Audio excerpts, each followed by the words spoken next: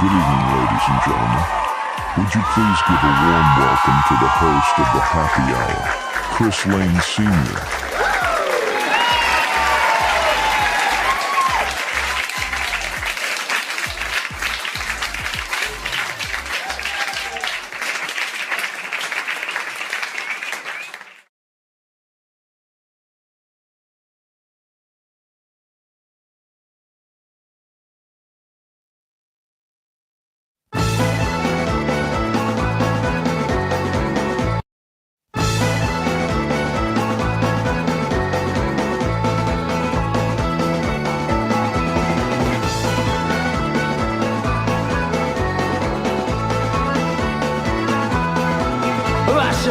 Progressive God, where no doctor can relieve me if I'm buried beneath the side. But the angels will receive me. Let me go, boys, let me go, boys. Let me go down in the mud where the rivers all run dry.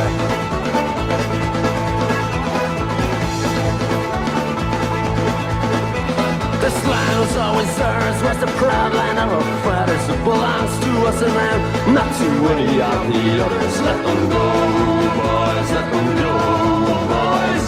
Let them go down in the mud where the rivers all dry.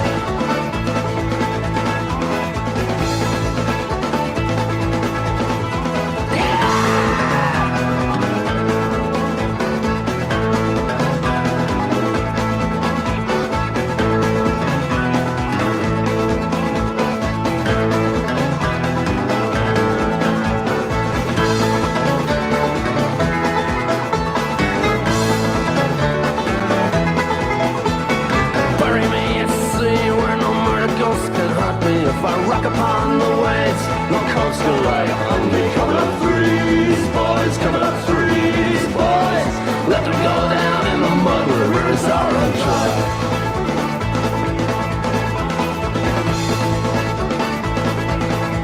If I should fall from grace of God, where no doctor can relieve me, if I'm buried beneath the sod, still the angels won't receive me. Let me go, boys, let me go, boys.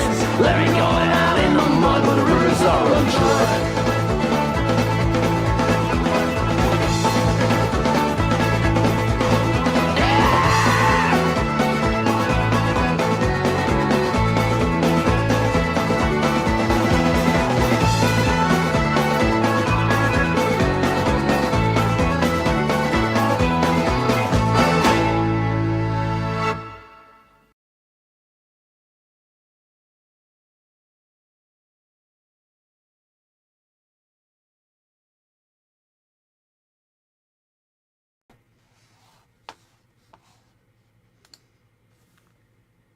Good evening, everybody. How's everybody doing tonight? I am Pat McGroin, your host for this evening on our St. Patrick's Day show. So welcome, everybody. I was going to do the fake Irish accent, but as we, and the quiz would be, how long can I keep it up? But as we learned from the, when I did the Irish Pirate on Halloween, I can go for more than 6 hours, so we're not going to do that. We're just going to do the show in my normal voice, whatever that is. So welcome to the St. Patrick's Day edition of the Happy Hour. We're getting a jump on it because if we wait till next Thursday, it will have been over for 4 or 5 days. It just, that seems silly. So we're just getting the early jump on it. And I welcome everybody into the show. I believe I'll have some guests tonight, but I don't know for sure. People have been invited to come out and hang out and party with us a little bit on St. Patrick's Day. Maybe they will, maybe they won't. You may be stuck with me all night, in which case, it is what it is. But we do have some good Irish music tonight, and we'll be playing some Irish music from myself, a notorious Irishman, some other people in the community, and we'll play actually some fairly well-known Irish bands. And that we started with the Progues and the late great Shane MacGowan, who I'm a huge fan of theirs. They were just absolutely wonderful, and we'll probably play one more of theirs before the night is open. Hey, let's start saying hi to the people in the chat. There's my buddy Coldacre. How are you? Good to see you. Camellia is always here, so there's our two Aussies, first in the blocks. Great to see you. The mod extraordinaire, Camellia. Epiphonium, who had been hiding out, but who made an appearance last week, and it's good to see you again. Happy St. Patrick's to you, too. Hugh Caldwell, who may or may not be able to join us tonight.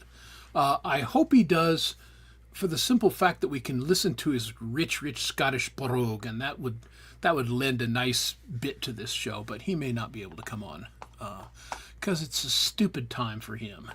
But Hugh does sometimes come on at stupid times. Poison Wales is here. Good to see you. How are you? Now, this is interesting. Your uncle's wedding. Now, that's very cool. That must have been a hopefully it wasn't an open bar with the Progues, because Shane would have drank you out of house and hearth there. He could put him down. But yes, you're right. It is the Progues. Foxy's friends, welcome. Good to see you. We will be playing a little Dropkick Murphys, that great Boston Irish American band, later on. And I thought I saw somebody else. When I say something, then the Dom Father says it too, but Dom's not right here, right now. And he may or may not. There's Mr. Terzo. How are you? Happy birthday yesterday to Frank Terzo, who is 37? Let's go with 37, Frank. That sounds good. Well, Brenda, I hope you can hang out in the chat a little bit. I did invite, because Brenda hasn't been on the show in a while, so I sent her an invite, and she's not able to do it, and that's okay. But all right, that is the chat. I'll keep an eye out for new people as they come. But again, thanks for joining us on the St. Patrick's Day. Now, I've got a cool shirt on, which you probably won't be able to see a lot of it, because it's green. See, he's got the Irish hat on. See, the problem with St. Patrick's Day, as I know from my videos, if you have a green screen, well, you can't wear green because, duh, it doesn't show up. And StreamYard, because it's good at some things and kind of sucks at others, only has a green screen option. EVMux, which is a terrible program in many respects, but they give you the option of having a blue screen or a green screen.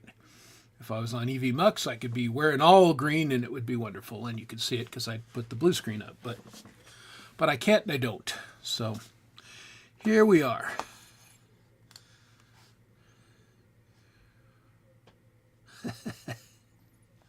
Well, that was the short version. That was the live version that I played, which is maybe is a little shorter. But who knows? I may go back around to it, because you don't have to ask me twice to play the Progues. I'm a big fan. Hey, there's Mark's gas station. Good to see you, Mark. Thanks for coming. And so, as a rule, I don't drink on this program, and I think we know that. But rules are only good if there are times to make an exceptions. And for St. Patrick's Day show, I'm going to make an exception. So here's what I'm drinking tonight, and I'll hold it up.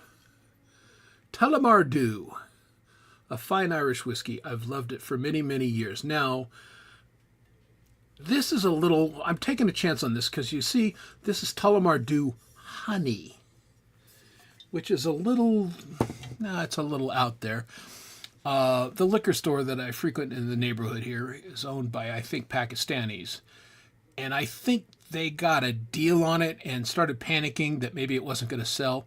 So they discounted the shit out of it. So I was buying something else, and this was a throw-in. So a little Irish whiskey. Let's just see what it tastes like, shall we?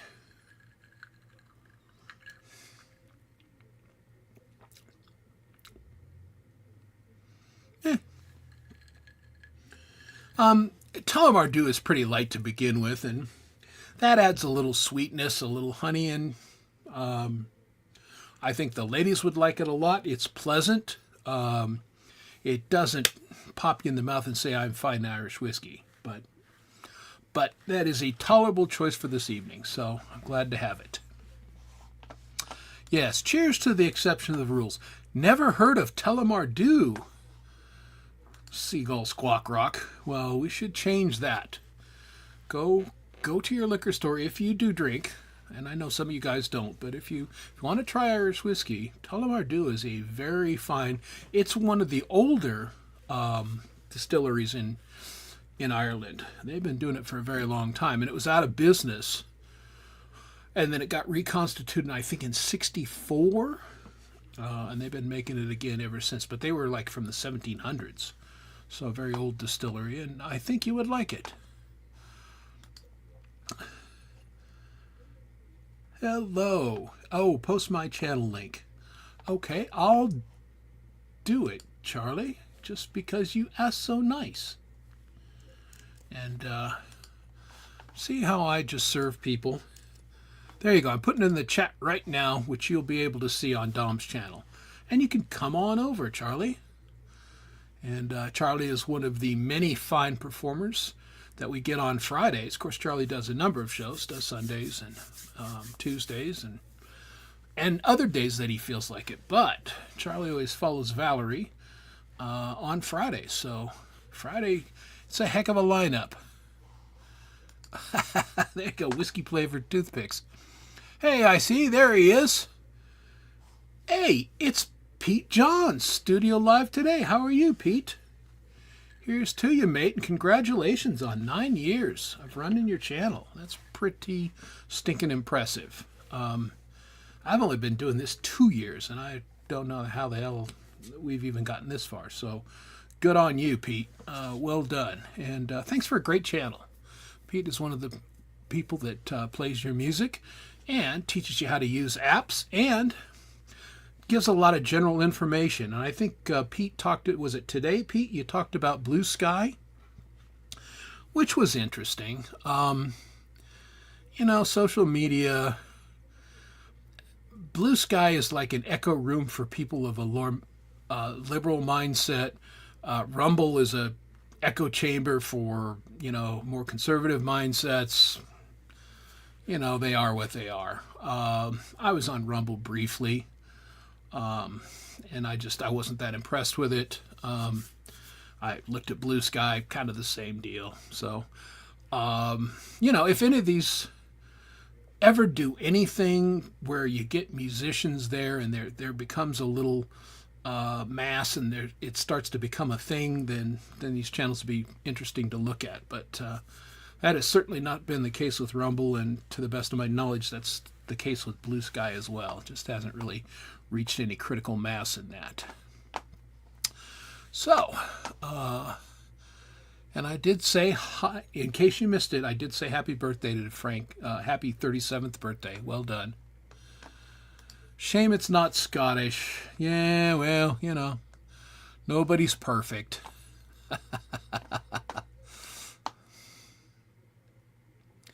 Did we get somebody else new in? Yeah, probably. So, what's the other one? Bushmills, which some expressions of Bushmills are pretty good. Some of them are I don't care for. And, you know, same with Jameson. There's a couple Jamesons that are pretty pedestrian, but there's a couple that they make that are quite good. But they do a lot of different ones. I was on a big Irish whiskey kick for a long time, but I kind of returned to my first love, which is American bourbons. Those are my favorite.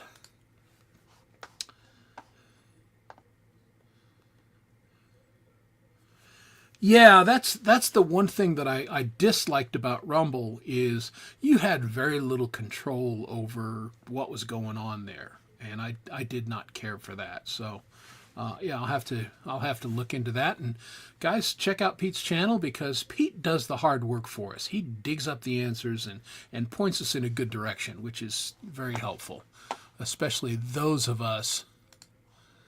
Now, them's is fighting words, Coldacre. You know, there's again, I'm kind of. Some scotches I like a lot, other ones don't care for. There's Scotch is a very broad category with a very broad flavor profiles. So, all right. Yeah, exactly. All right. Hey, there he is, the parking lot warrior himself, Gary Hubbs, another one of the Fantastic Friday entertainers. So good to see you, Gary. And I loved your kitty picture. Gary Hubbs does not own a cat. You'd never know from some of the pictures because the cat is all over him, but it's not Gary's cat. The cat just really likes him. And so I appreciate that. Yes, Ireland invented Guinness. We'll talk at some point tonight, if I can find the thing, about all the things the Irish invented. And the list is long. I know the Scots like to think they invented whiskey, but they did not. It was Irish monks, and the Scots stole it. But I just giving you the facts. That's just the history, folks. And all right. Hey, Ian's Guitar Shack. Good to see you. How's it? That's an interesting meme. I like it, Ian. How you doing, buddy? Good to see you. Working hard. I don't see Ian live streaming particularly often anymore. I don't know. Again, algorithms are a thing. He may be live streaming all the time. I'm just not aware of it. But that could happen. And people are trickling in. Hello, Val Kimber. Good to see you. So, all right, I'm going to take another little drink, and then we'll get into some of tonight's topics.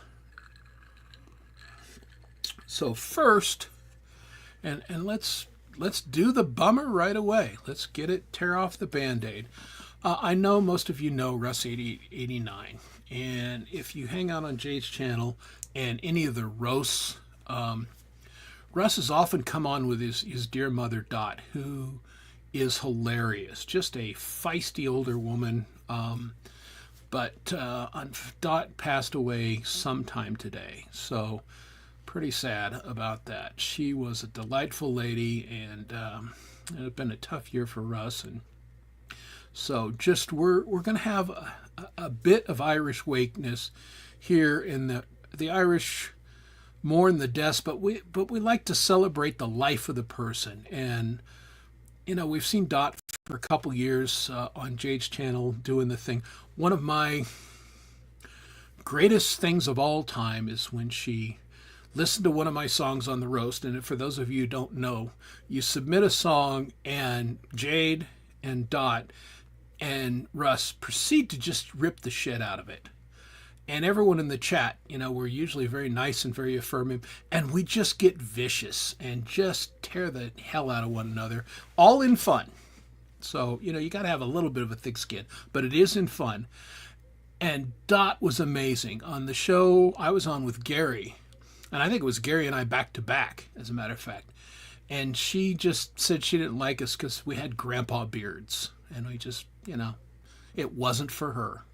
I wasn't her kind of guy, and I was crushed. I got to tell you, because I was hoping Dot and I could maybe be a thing, but no, I'm not Dot's type. So it was a lot of fun, and I definitely going to miss her being on the show. She was a lively, feisty, just fun gal, and so my condolences to Russ, all his family, Russ's wife here in the U.S. on Dot's loss today.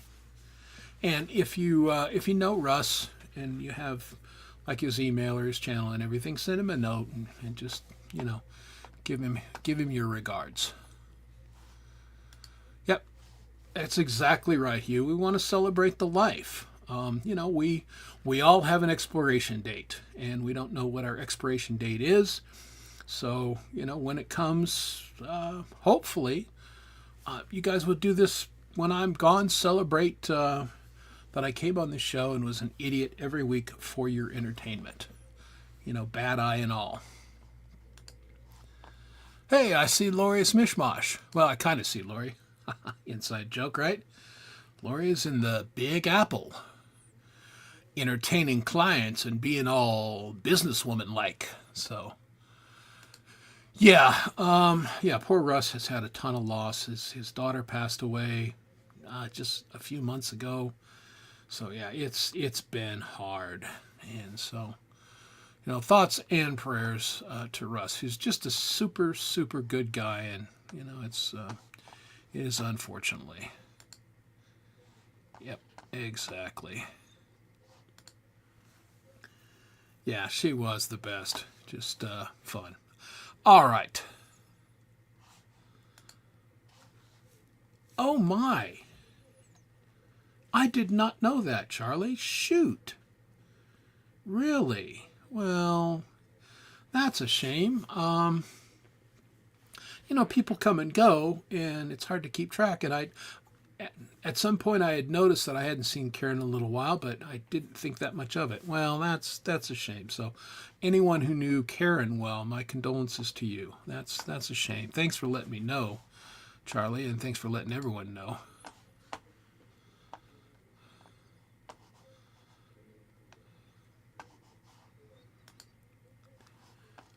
Hey, Sparky, how you doing? If you're on Dom's channel, come over to mine. I posted the link up a little bit earlier, but yeah, Dom is not here this evening. I don't know if Dom's coming. I don't expect him to, but you never know. Actually, let me check my phone and see if he responded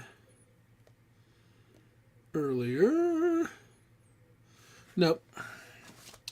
Nope, lazy slacker. And again, Dom stops by sometimes, and tonight might not be that sometime.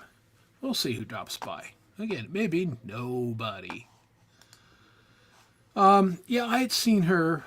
She was fairly regular on some of the channels, but like I said, I hadn't seen her much lately, so maybe she was ill and unable to do it. Yeah, and that's what, I saw her on Charlie's channel quite a bit. And there was a couple other ones, but yeah, that is unfortunate. Yeah, Dom is just fine. Dom is, he's a part-time contributor to the show here at the moment. He's back to doing it. He did a live stream Tuesday, which was nice. If you guys didn't catch it, it was kind of a pop-up one, but he did an hour. It was a really good stream. He's been coming to GMAs with some regularity. He was on here last week, and so he's getting out a little bit more. He's wrestling his business under control, but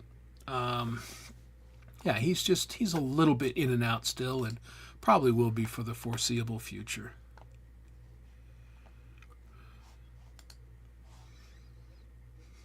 Oh yeah, okay. Yeah, that's right. Sunday, most of the time, I'm kind of not around. A lot of times it's because I'm just half asleep because I stayed up too late on G-May's show, and I get up and I got to drink coffee for 3 hours to even figure out if I'm alive. But, so that is, and I'm going to go look for something right now. That is what's going on.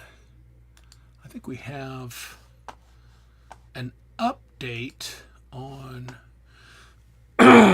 because we are speaking of Russ, the charity album, and I'm going to go find this real quick, because I think he posted an update in the last couple days, and we'll check into that, see where we're at on things.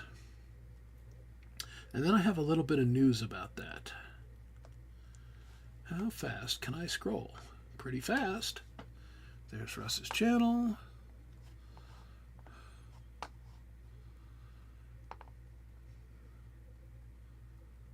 This is not the update, it doesn't look like. Well, I think maybe I'll go ahead and play it anyway, because we're getting down near time, folks. If you're thinking about getting involved in this very worthwhile project, now's the time. So here's a little update from Russ, and this was about 10 days ago.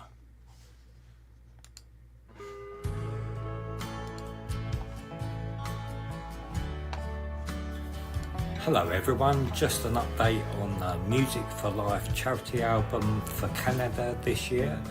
I've received some submissions already. I'm obviously looking forward to all your submissions by April the 1st.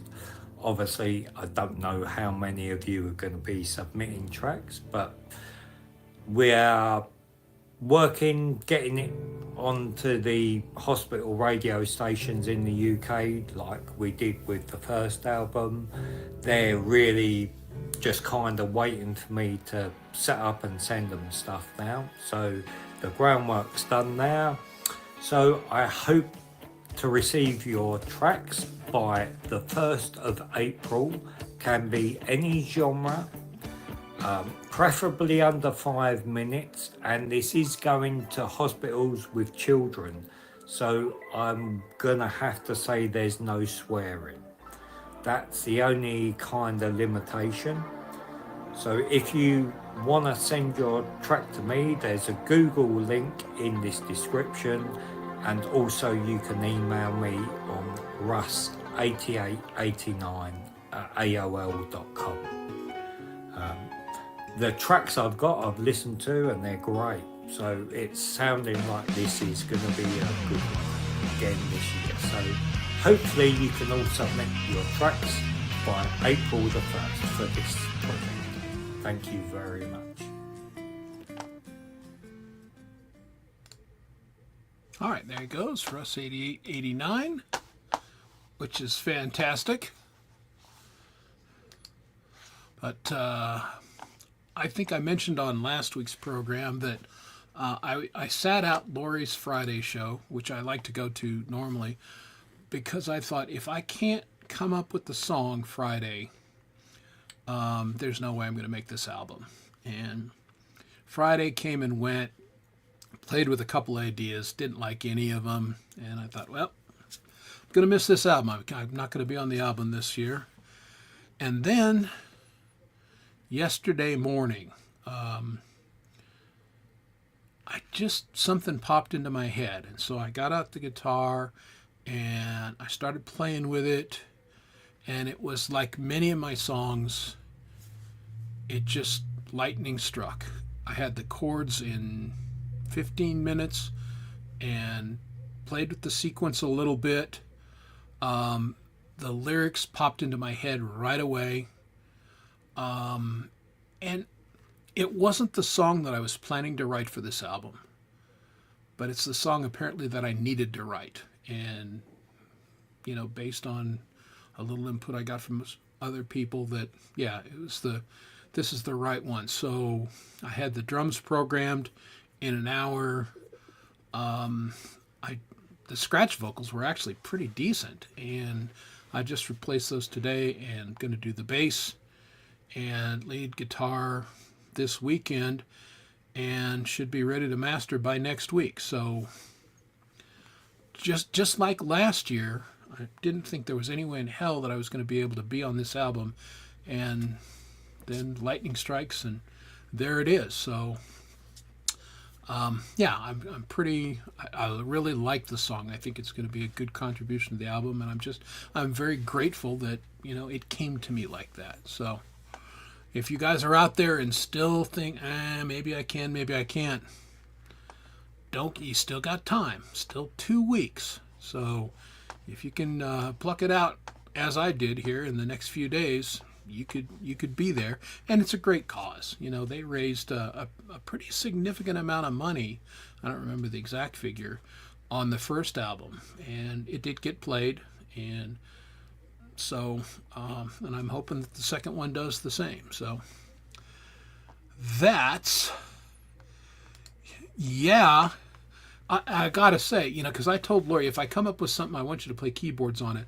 Well, I added a little organ part, but it's like, it's frankly not worth your time. It's just kind of a background, because otherwise I would have Lori on this, and kind of the same thing. I'd love to have James Myers do the drums, but I hit the drums exactly kind of the way I thought that they should sound, and you know, it's basically at this point it's a time thing. I know how fast I work on some things.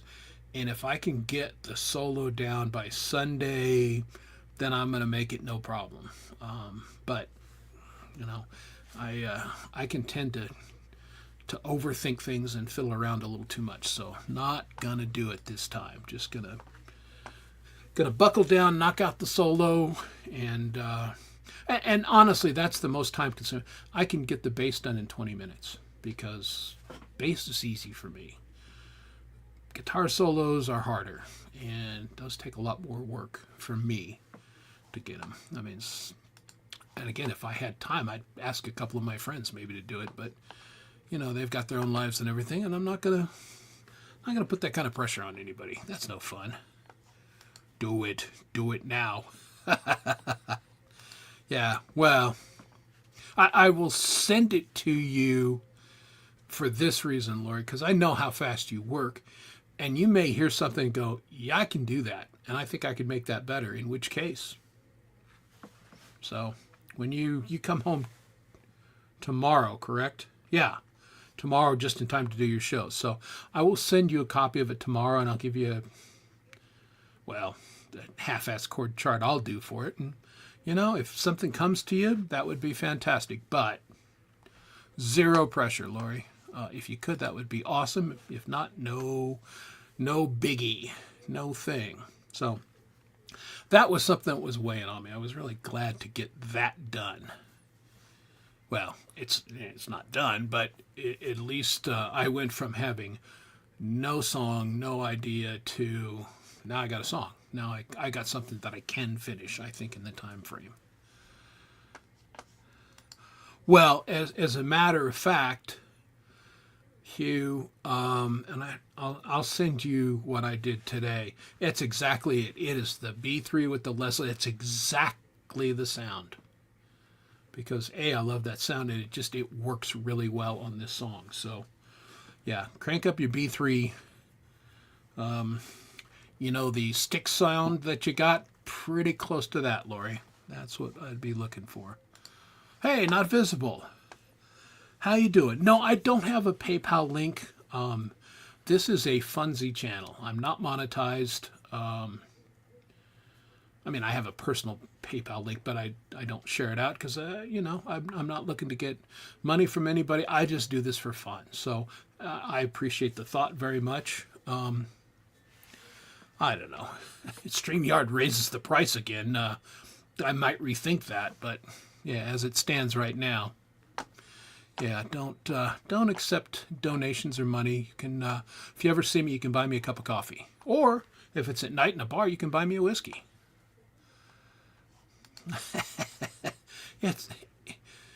It's confusing, and it's the setup Dom and I had. You know, when Dom was on the show every week, then we'd bounce between the channels. You can pretty much, from here on out, know that the chat will be on my channel unless I specifically say differently. But don't worry about being confused. Dom and I have been confusing people for years. It's what we do. So, hey, good to see Not Visible. Still got that offer out there. You can hit up my website, my YouTube channel, and my information's there, and send me a thing, and we'll do a private, and we'll see if we can't clean up your sound a little bit and get you Gmail ready. Yeah, Not Visible joined us last week or the week before, and it was great to have him on, but yeah, the sound wasn't coming through very well, so it's a little bit challenging. And Gmail is a very accommodating host, but the sound has got to be good. That's his hard, fast rule. So, yeah, the anti-scammer. Yeah, no, I don't. Now, again, if somebody wants to, you know, send me money for a Firebird guitar, yeah, maybe I'll start a Buy Chris a Firebird guitar fund, but chances are I won't, because, yeah, I don't do that. I'm just here to have fun with you guys, and I appreciate you guys being here. I hope you're having fun with me, but that's what it's all about. Yeah, sounds good. Well, everybody does, and I will tell you, people help me, Not Visible. I did not come from the womb knowing how to do this and how to play live and get the sound across. I had a couple people that were helpful to me, and so this is my way of paying it forward, and I've been able to pay it forward to Scars and Shadows and Tony Howie and 3 or 4 other people. That's, I said names, and Paul McCartney told me the other day, don't name drop, Chris. Paul said, nobody likes that. So I apologize for name dropping, but yeah, just hit me up, non-visible. I've been waiting weeks to do that joke. Yeah? No? All right. It is all about the fun. Hey, there's Sunshine Archer. Speaking of fun, is anybody more fun than Sunshine Archer and Pole Vault on Fridays? I love their little show because it's fun. They're fun people. Just infectious fun. So I will run down the Friday line in case, Bin Laden, you just came out of a cave in Afghanistan and don't know the Friday lineup.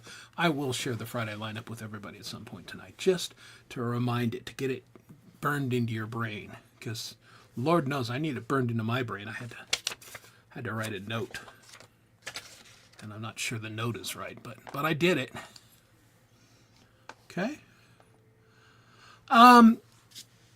It probably is the input settings sending to StreamYard. I think that may be the problem. And we'll have to talk about your setup there. If you're trying to do it through your phone, that is pretty challenging, and it's not your fault.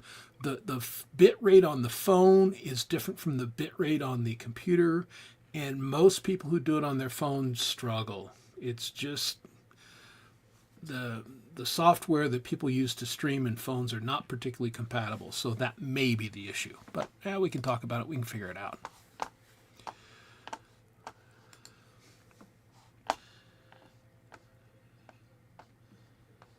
Ooh, well, Mr. Hugh Caldwell, I'm very blessed to have such talented friends, and he's working on something for one of my songs. It's a song that I wrote for Country Fest last year, and like the song, it got it recorded, but it really needed the sounds of a dobro and slide guitar on it, and Hugh had done a song with, and I just loved it, and I said, if you can do that, Hugh, I would love to have you on this song. And so he's working on it right now. And man, I can't wait. I know it's going to kick butt and make this song awesome, because that's something.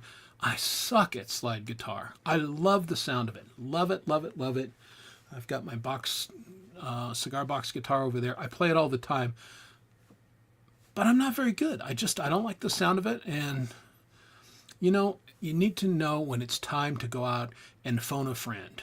When something's, if you have a good song and you can be stubborn and do it all yourself, or you can go, this is a good song, but it'd be a lot better if I got somebody who is better than me to play these various parts on it. So I'm not shy about doing that, which is why I reach out to James Myers, why I reach out to Laurie's Mishmash, why I reach out to Hugh Caldwell and Coldacre and other people, Dom, get them playing on your stuff. So,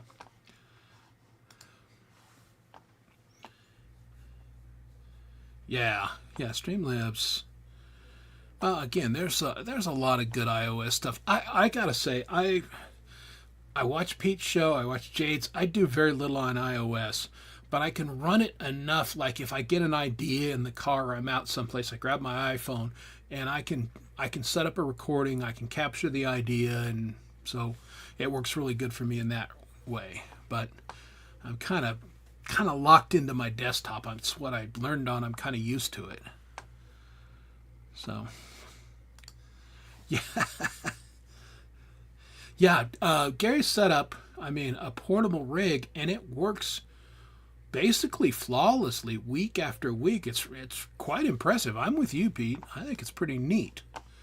So, and I don't know if he wants to share or, has the ability to share. He told me one time, he goes, it's such a weird setup. I don't know why anyone would want to do it this way, but it works for me. I'm like, well, that's all that matters.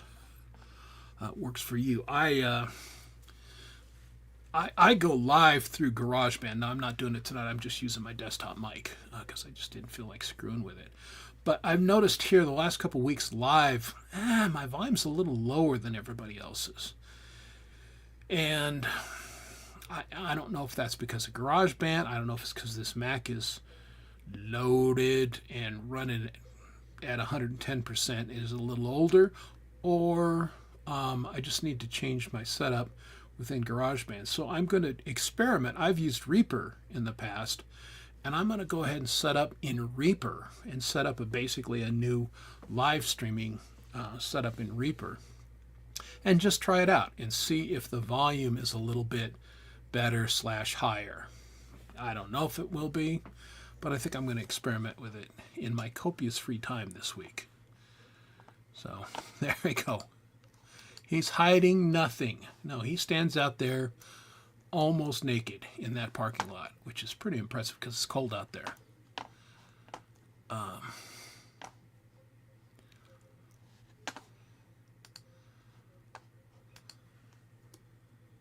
Okay, well, there you go. So all will be revealed. Gary will show us his, and we'll show him ours, and we'll all be wiser.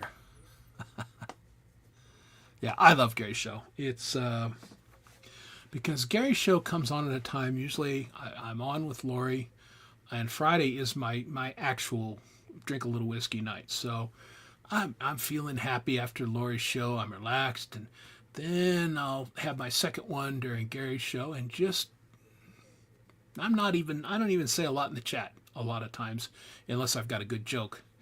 But I'm just sitting there and enjoying it. And of course I have my guitar in my hand because I like playing along with Gary as he does it. But it's a great show. I really enjoy it. Yeah, exactly. I mean, who does that? Well, Gary does. It's true. Necessity, he's got smaller children, jumping up and down and pounding his bass is not an option at 11 o'clock at night on the West Coast with his small kids who, get up in the morning and play hockey and stuff. So bro's got to do what a bro's got to do. And that's good stuff. All right.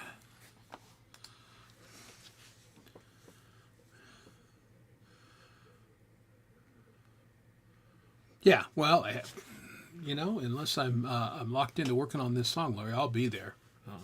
Because again, I missed being there last week. I could even do this. I could, you have Vincie on. I might even show up and I'll be holding my guitar and maybe I'll play something. Maybe I'll play a little bit of the new song. That could happen. You never do know. So, all right. So what have you done with Pole Vault? Have you sent him to his room without his supper? Because I'm sure he was naughty today. Because Pole Vault's naughty pretty much every day. I don't know how you stand it. He is just a big child who's always in trouble.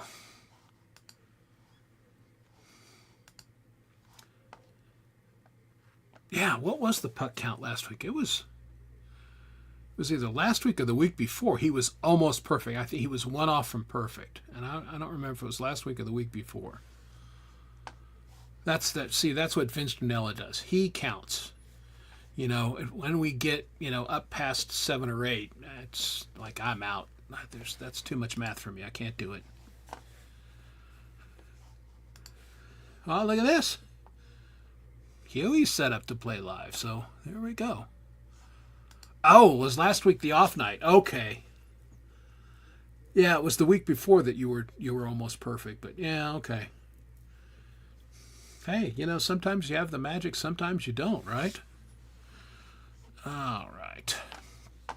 Well, for St. Patrick's Day, like I said, gonna play a couple Irish tunes.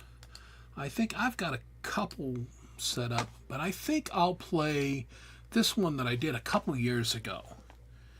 And this is a classic Irish tune. It's been done by, every Irish band does it. The Chieftains have done it, etc., etc. Thin Lizzy did a great version of it. Metallica did a version of it. And then here's the grab my acoustic guitar and set up, and the Chris Lane They're version. slightly Once you try a But of comfort, course we have an ad because, why wouldn't we have an ad? I love it. Come on. Hit the skip, hit the skip. Give me the skip, give me the skip. Well, this is just great, great live. Oh, it's going to be one of these 30-second friggin' ads. Screw you, YouTube. You suck.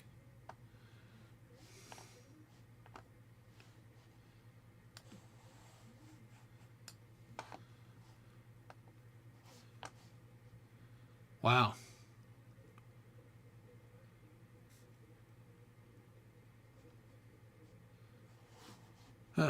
No, it's a 2 for ad. I can't fucking believe it.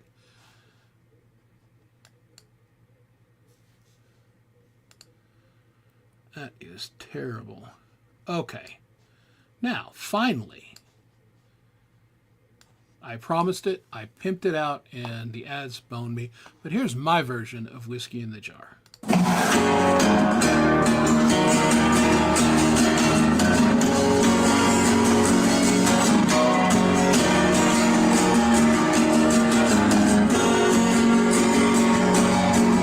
As I was going over the Cork and Kerry mountains, I saw Captain Farrell and his money he was counting. I first produced me pistols, then produced me rapiers. I said, stand and deliver, or the devil he may take you. My shoving, not a die. Whack for my daddy-o, whack for my daddy-o, there's whiskey in the jar-o.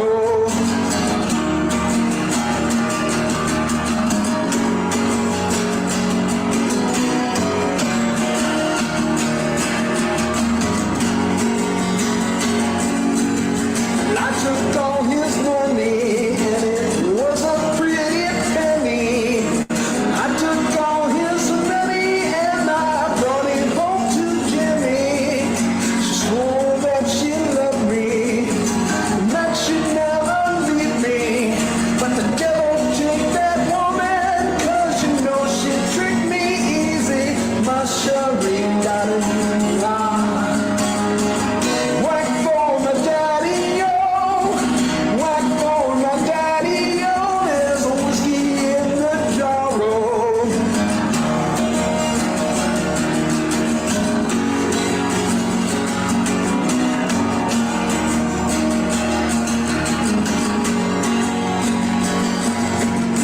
Being drunk and weary, I went to Jimmy's chambers, and I took all that money, but I didn't know the danger. Then about 6 or 7, here walked Captain Farrell. I jumped up with both pistols, and I shot him with both barrels. My shotgun, not a new die. Whack for my daddy-o, whack for my daddy-o, there's a whiskey in the jar-o.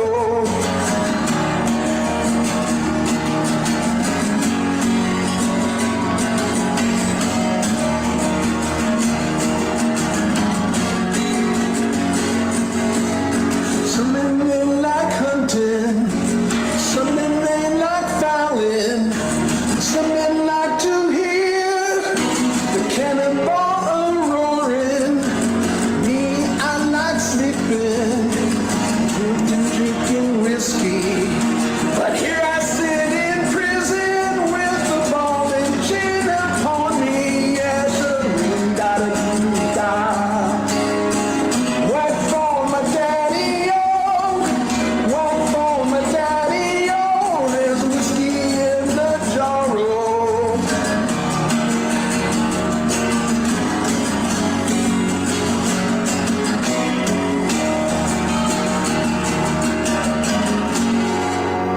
Happy St. Patrick's Day, everybody.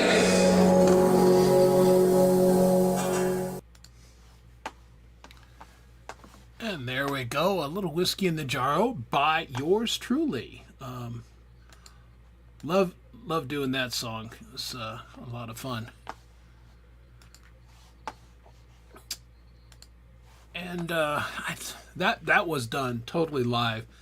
Guitar sound was not great, but that was a couple years ago, and I hadn't dialed it in yet. You also noticed that I couldn't do the green screen, so I used the software that masks you, and that software has come a long way in 2 years, because I had to do one here recently, and it did a much, much better job. That was pretty clunky and funky, but, it is what it is. Oh, I should put myself back up, huh? Hi there. You could hear me talking, but I assume. Or I was just talking with myself, and that wouldn't be any different from normal days. So, anywho, there we go. Little whiskey in a jar. And I'm trying to think of what else that I wanted to talk about tonight. Again, I was hoping we'd have a couple people show on to drink with me, but because you're not supposed to drink by yourself. Luckily, I have cats around here someplace, and they're drinking with me. So here you go, kitty. I should get my... I just lost my train of thought. Dadgummit. Well, no, I didn't put them up. I was going to share some pictures of my new cats, because they are pretty lovely. Well, see, I knew there was something I liked about you, Not Visible, besides you being a bass player. Right? Gary Moore, yeah, he was great in that band. Now, Thin Lizzy was a great band, and, they had a number of people over the years. And Gary Moore was in it for a while, but...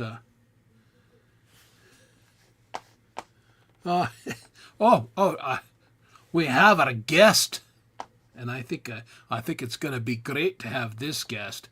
Everybody, put your hands together for Mac McGillicuddy. There he is. Howdy, mate. Top of the morning to ya, Mr. McGillicuddy. How are you? Good morning to you, mate. Good to see you. Now again, there are, to the best of my knowledge, two stupidly Irish guys in the community, me and this guy. So yes. Well, you don't get any more Irish than McGill. No, McGill is pretty Irish. Lane is actually there's a lot more English lanes than there are Irish lanes, but the other names in my family are McGregor, and so yeah, we've got anyway. So how are you, man? What's going on? I'm good. I finally got some flints for my Zippo lighter.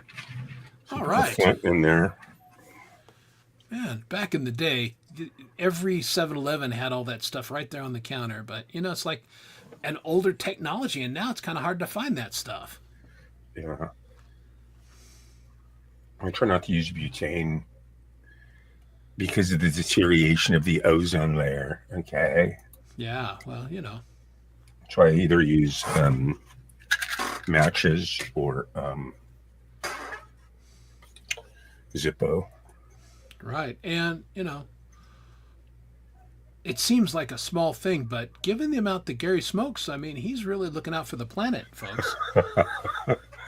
Oh man, very cool of him. Yeah, I just got back from the gym. Yeah, I was going to say, I mean, were you doing some flash dance action there? Or? Yeah. Dirty dancing. Indeed. Not visible. My brother actually has kissed the Blarney Stone. And, of course, the tour guide said, I don't know that you needed to, because he's a lane too. So, yeah. Yeah, actually, Chris, all week since last Saturday, just filming and editing, and I got working on so much stuff. I still got tons of filming to do. You know how it is. Well, yeah, I dropped in on your one that you did here. I I didn't announce myself, but I watched for a couple minutes and then I got called away. But yeah, you were in the hippie outfit. Yeah, a lot of that hit the chopping block floor. I got to do some of it over. Yeah, that happens. Yeah, no, I do actually. No, it's yeah, you film a bunch and then you go, no, that's crap. That didn't work the way I wanted it to. It's just how it works, you know. I wanted to come up and thank you. Last Saturday, I went and took my eye drops, and I was just beat, man. I took my eye drops, I closed my eyes, I lay down. Boom! I woke up like 3 hours later, and I get up and the show's over. I'm like, oh, thank you, Chris. But I guess Leela came up. Huh? Yeah, we had Leela. We finished strong, and then we went for a while, and then the performers all kind of ran out of gas simultaneously. It's like, all right, folks, show's over. so we went. Boy, did they got a lot of gas, because they'll keep going. They'll go all night long if you let them. Yeah, well, I think we ran them because we were down to, I think, a rotation of 4 there at the end, and we went boom, boom, boom, and we all did our thing, and we said, hey, this has been good, you know. We still had, I don't know, 26, 27 people hanging in the chat, and I just played the music, and then it was like, it's time to go home, folks. There you go. You know, nice. Don't have to go home, but you can't stay here. I just got home, so I thought I'd pop in and say hi. Oh, good. Well, I appreciate that. Yeah. Yeah. Well, and here, Camila's got up Flower Fest, April 12th. Gonna be a good one. Yeah. And you know how I feel about Flower Fest is it's, to me, everyone uniting. There's no division. There's no male, there's no female, there's no black, there's no white, there's no green, there's no religion, there's no Democrat, there's no Republican, there's nothing that can divide us. Anyone that's playing Flower Fest is a human, and you can be any flower you want to be, Chris. Isn't that nice? It is wonderful. Now, I'm going to check something. You say there's no division. What about Fender versus Gibson? They're just guitars. There's no division. Okay. They're guitars. All right. Excellent. All right. Well, on another show, another time, that's fine. But for Flower Fest, the only one performing at Flower Fest are humans. Wonderful. Humans nice. Channeling their inner flower. You're going to be multiple flowers? You're going to be one flower? I don't know. Everybody always says I'm kind of a prick, so I guess I'm a rose. You might be a rose, huh? And then you never know. It could work into your material. Like if you do Dandelion, you can sing Dandelion by the Stones, right? Yeah, I could. Yeah. Anyway, hey, there's Live to Fly channel. Hello, David. David's a wallflower. Well, there you go. Hey, now. Flower you want to be. Now, see, this is that kind of division you're talking about, Gary. F. Gibson. I own Gibsons and Fenders, and I love them. They're just different kind of kids. Let's just stop the hate. Stop the hate right now. Yeah, Flower Fest will be a good time. Yeah. Kurt Fest.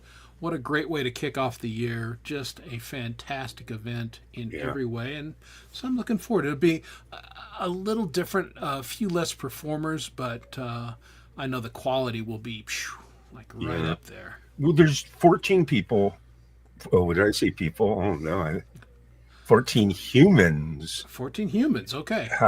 Have signed up.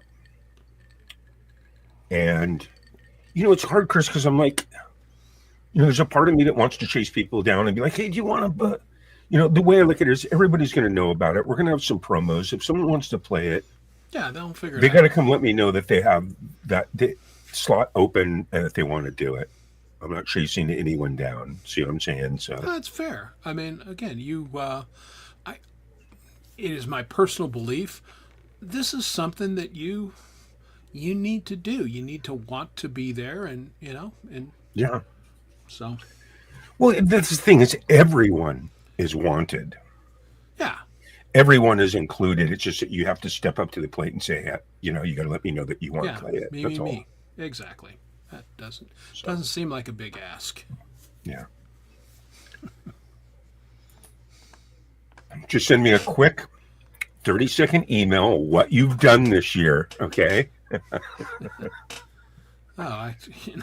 This is our five points what I did this week. Well, what I did this week is I wrote a brand new song for Russ's charity album. Nice. Which I didn't think I was going to be on, and then, man, it came to me yesterday. So.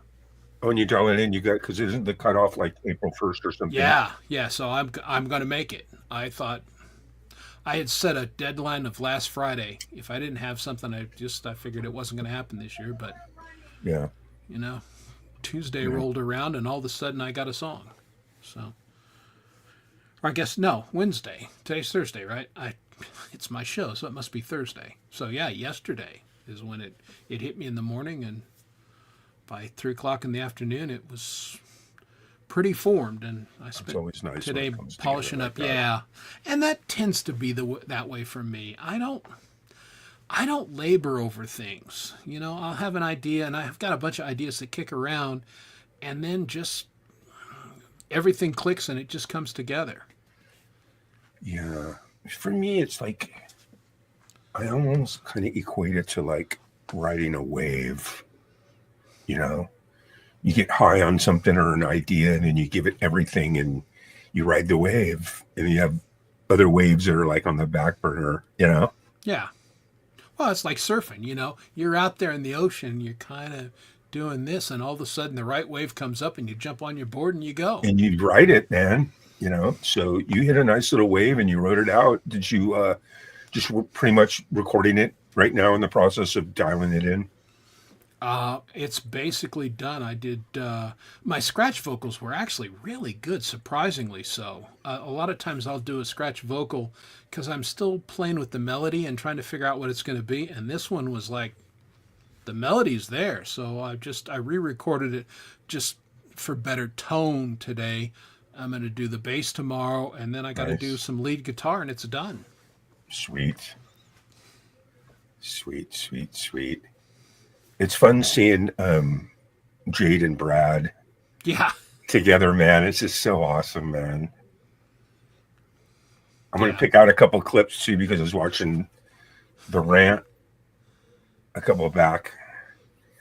And some of the stuff that you were saying, you're just like, oh, man, I got to go screen capture that, Yeah. No, they're... Brad is a character. Jade, big personality. Brad is I always knew Brad was a character, but Brad is really a character. He's lived an interesting life and continues to do so. Yes. Oh, and you got to give Lori's Mishmash some big props because that Toto Hold the Line video is so nice. It's so beautiful. Everything flows. It comes in and out. There's nothing that kind of sketches your eyeball. Everything flows. The music production is top shelf. Yeah. She did such a good job editing, and then she finally, and I hope I had something to do with that because I gave her a hard time about it. She finally took away that where, you put the music book on the pedestal. I'm going to get rid of that thing. We want to see you, and we want to see you jamming on those keys. And she just got the killerest angle where she's up, bum, bum, bum, bum, bum, bum, bum, bum, bum. You know what I mean? Yeah. I was just sitting back. I was going, oh my God, this is so awesome. You can just see that her editing is progressing and progressing progressing, and then you throw it in with killer MP3 and you got a home run, Well, I very much like working with her because, I put on whatever stupid costume I'm going to wear and do my part and send it, and then I don't think about it again because I know it's going to be great. And she's you've done a lot of stuff with her. You guys have done a lot. Again, I had done a couple things and then I didn't do anything for like a year, and then all of a sudden we've done a couple now. And we've got another one that she's waiting on herself and she's waiting on me to do a little filming. And then that one will be out. And I think people are it's a classic rock song. And it's a pretty challenging one. I think people are going to dig it. Nice. Hey, there he is. Speaking of somebody. Music taste, Absolutely. There's a musical collaborator, James Myers. Good to see you. I enjoyed your interview. That was good, man. James got interviewed with another drum fella, and it was, talked about his setup and his influences, and yeah, it was very good. Oh, who interviewed James? I couldn't tell you the fella's name. James, if you want to put it in the chat, because I wasn't subbed to the channel, but James had mentioned it, and I just I had watched it. There's Rhett. I wish I'd get out more than I do. Just that with real life and then everything I got on the plate, it's like... Well, that's it. You can't get out for everything. I'm pretty active, but I miss a ton of stuff. It's just there's no way to watch it all. Right. That's why I have to rely on, people like towards the end of the year when we get ready for the jammies, I'm going to have another music video masterpiece where people send me the best original music video that they make this year. And hopefully I get a lot of people send me stuff. So we have something to pick from. You know what I mean? Yeah. I hope so. Instead of me having to go everywhere and look for it. I don't have time for that. You know what I mean? Yeah. Well, I'll send you something. I guarantee it won't be a masterpiece, but it'll be somebody in the category. Original? Yeah. Hey, PJ Kobe, how you doing, buddy? Good to see you. Yeah, man, PJ's been active lately. He got together with the boys and did AC/DC's Thunderstruck. Holy shit, it was awesome. I mean, it was just... Wow, that's a cool song. Yeah, it really was. I mean, it was really cool. Yeah, PJ is a really, really good guitar player, and he's... Nice. Yeah, it's just kind of... If you're gonna do some fun covers, get a guy like PJ who really knows their business. There we go. K Conundrum interviewed me. Yeah. So yeah, I don't know that channel because I'm not a drummer, but yeah, it was a Conundrum. Nice. Yeah, I thought the guy did a good job. He asked good questions, and the interview flowed right along. It was nice. And Jerry Gomes. Boy, we've got all kinds of great musicians in the chat here all of a sudden, popping in and saying hey and how do and the like. And there's Camila throwing up links. Right. Thank you. So yeah, you've got the originals, and you're working on videos and everything, and you're doing a couple right now. Well, right? I have my song "L.A." Right. Which out of the 30 songs, I recorded 30 songs, and I've made videos to about half of them. And so I still got a huge MP3 pool where they're completely done. But this LA song, man, it's just my favorite, man. And I'm just really going to go for broke on this thing. Good. And then the other stuff that I'm doing is I'm not producing it. I'm not editing it. I'm not. Paul Johnson is. He's an editor for Netflix. He works for Netflix. He's an editor. He's Lisa's boyfriend. Edits all her comedy series and all her shows. He does all the editing for that. And we're doing an episode of Farby together. It's 3 songs, 1 her, and then 2 with me. And then there's dialogue. It's like a musical. You know what I'm saying? And it's 3 songs. And then she'll eventually chop it all up and have 3 different music videos. But the actual episode will be about 15 minutes. There's dialogue in between and stuff, but nice. Kind of wrote some of the stuff together. I laid the tracks. We do a duet, It's all original. So I'm really, really excited because stuff. Yeah, that fires the rockets, when you got your own stuff going like that. It's definitely a giant bone to bite off. I'll tell you that. Yeah, no, for sure. But challenges make us better. Yeah, that was absolutely true. Just got the tone perfect. And JDL, I teased him and I said, "Is your voice okay, man?" Because that is a hard song to sing. The interval is really high on it, and it's that raspy Bon Scott. I mean, he was a vocalist unto himself, and JDL did a great job with that. I was really impressed. I think the Thunderstruck was Brian Johnson, though, right? Was it? Yeah. Maybe it was. Okay. Yeah. Well, I mean, the same thing. Brian Johnson had a very distinctive, Yeah, it's weird for me because when Back in Black came out, it was 1980, and I was a junior in high school. So, you have this Bon Scott, Dirty Deeds. He's got the Jack. You got all these. Yeah. You just think like, wow, no one could ever replace this dude. That's crazy. And so when Black in Black came out with Brian Johnson, I was going to be. I heard it was coming out. And I was like, oh man, fuck that.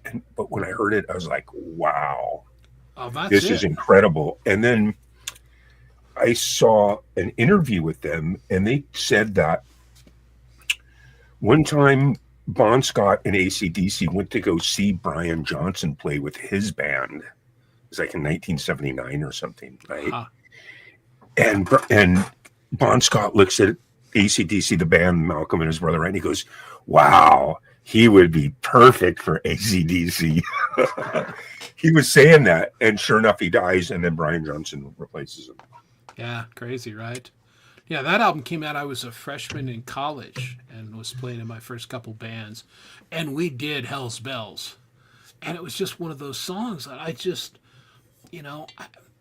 I can sing the notes no problem, but I cannot sing that song. I just don't have the right vocal grit, rasp to do that kind of stuff. I was focusing on learning to sing clearly and pretty and all that kind of stuff, and I got big respect for people who can do that night after night, because I can't do it.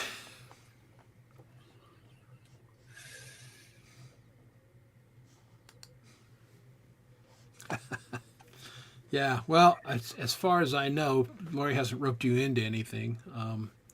Her and I are kicking around a couple ideas, and you never know, PJ, we may come knocking, but... Nice. But yeah, you can... Again, it's fun to do, and I like doing the covers with these people because they're friends, and it's fun, and it just keeps me kind of engaged while I slowly work on my own stuff. I'm not, if I write a song a month, that's uber productive. Yeah. And as a rule, it's not even that frequent. And then I get bogged down with the video crap. I'm just now... probably this month going to finish the video for the song I did on last year's charity album. I mean, it's been kicking around for years. Right, you've had that on the back burner. Yeah, just never got to the video, and finally. Yeah. Well, the biggest battle is just making the MP3. Once you do that, to me, the other stuff falls in line. The hardest part is, saying, hey, I got this MP3, it's done. You know what I mean? Let's make a video. Yeah. Well, that's the thing. Once I get the song, it's like, now I got to saddle up and do the video crap. So sometimes it sits for a while. Yeah.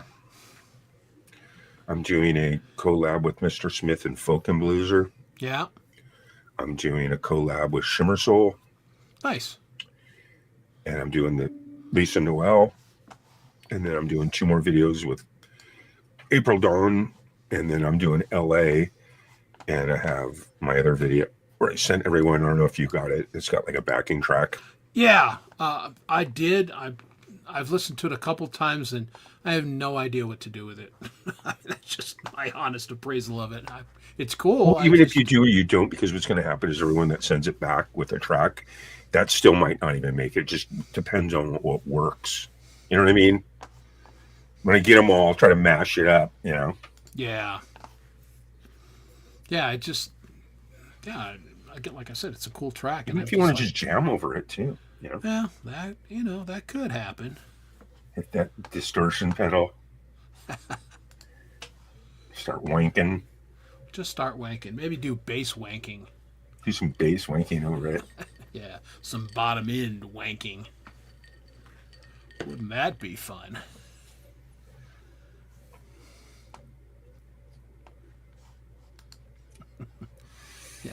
Yeah, James is like, what's burned out? He's been tearing it up here lately.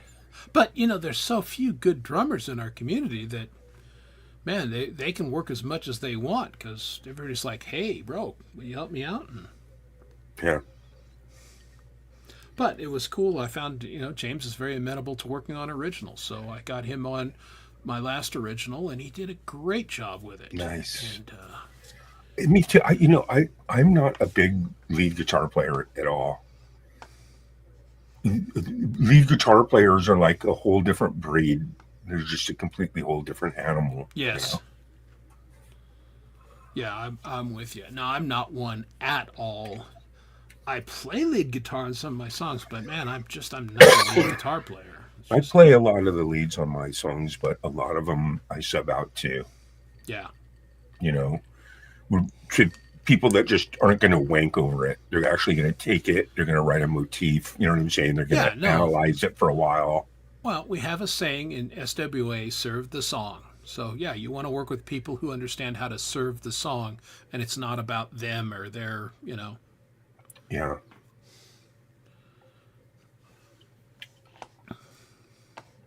Yeah, on my own stuff, by rights, I should wank bass all over it, but I never do because I don't feel like it serves the song. And my bass parts tend to be relatively just simple and groovy because I think that works best for the stuff that I write.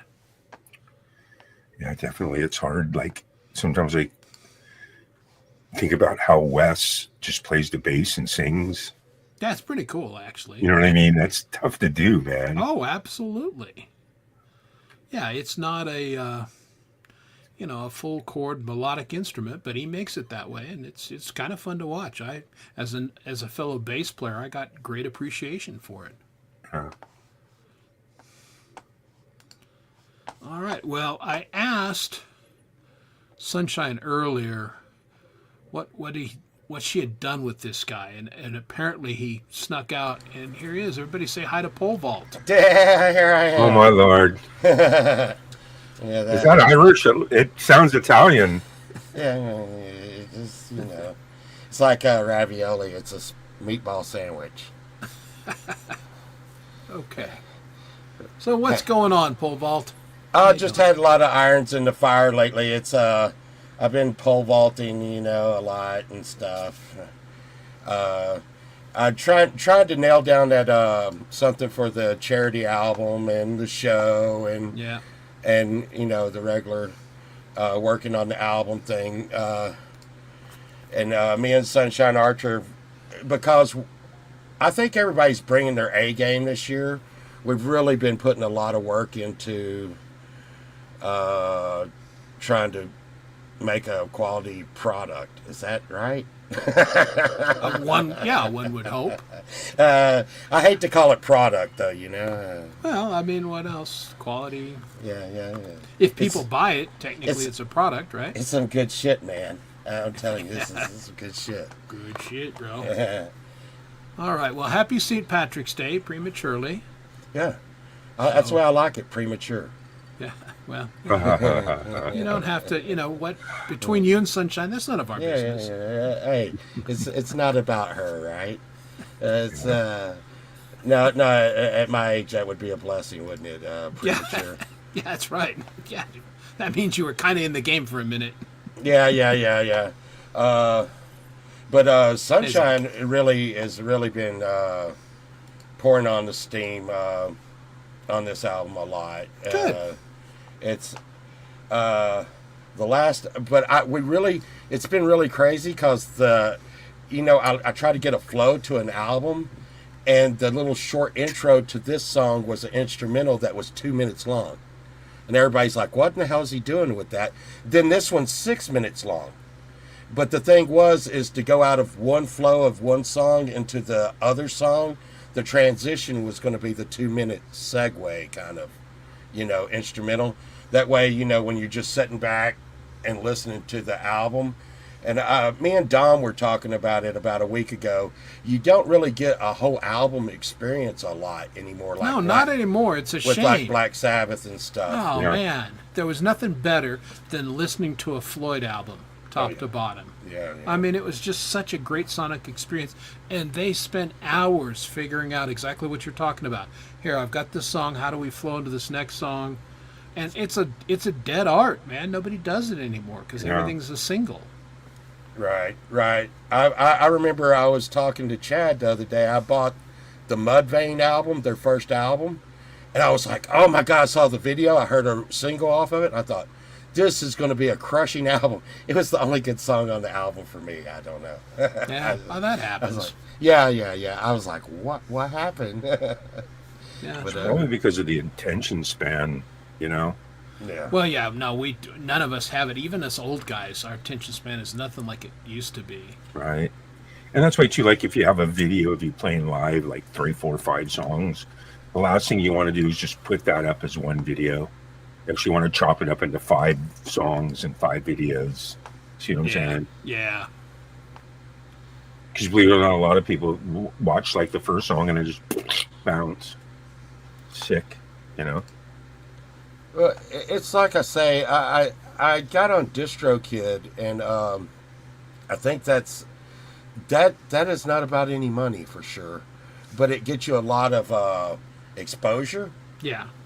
And then and if anyone ever wonders, wow, that Povok guy's putting out a lot of every time I put out an album, because of Spotify, Amazon, and Apple and all those, you'll see a spike in numbers go up, and that's coming in from those music sources. But you know, that big green money's coming from over there at Bandcamp. Yeah. That's where I made all my money. Bandcamp, you know? Yeah, I'm rolling in it. I just Man, I mean, I don't mean to brag, but I've made enough money on Bandcamp for 2 sets of good bass strings. Not just one, 2 sets. I mean, I feel like John D. fucking Rockefeller. Yeah, and those things are getting expensive. Trust me, I had to replace on my Victory bass here. And even with the family discount over there at Flipside Music, it set me back. Was tax included on those strings? Yeah, Tax included? Yeah, locals, I had to pay the tax. But yeah, what I do is I don't do any of the online stuff. I tried DistroKid for a year and gave him $39, I guess, whatever it was. And I think I sold like 10, 20 songs or something. And what I do is I make my own CDs, hard copy, shrink wrapped, and I printed 300 of these. And I have I have about 18 or 19 left. nice. So I've sold 200 and about 280 of these I've sold and mailed out. God, I'm glad you're doing And the that math. emails me and says, hey, send me one. Like $10 each. So I'll never forget. One time I was like, oh my God, I'm just totally sucking at life. I'm totally sucking at life. I was like, and after like 2 or 3 years, I think I made like $60 yeah. on DistroKid. And then Chris was like, hey, Povok, you do know like you're only getting like 0.003 cents. And I was like, oh shit. I'm doing pretty damn good. But I got linked in with people are gonna throw shit at me. I got linked in with Imagine Dragons and something Pilots, 21 Pilots, and another band that was just really hot, and they put me on that playlist. So every time people would go listen to those artists, for some reason, I didn't even tell them. They were actually telling me, like, I went and looked, I'm like, wait, hey, that's not right. How did I get linked into that? And I was just like, backed away. Yeah, however y'all want to do it, man, I'm good. Yeah. However the algorithm gods work. Right. I was good with Whatever. it. I don't know how that happened, but I'm glad. Before I started YouTube, I had the same thing happen on Facebook on one of my, I put up like a couple songs or something, and it just got like a ton of fucking hits, and I mean, like, out of control. And what had happened was there's this rapper chick that's probably like 40 years younger than me, from like Dominican Republic or Jamaica or one of these, and she's called G May.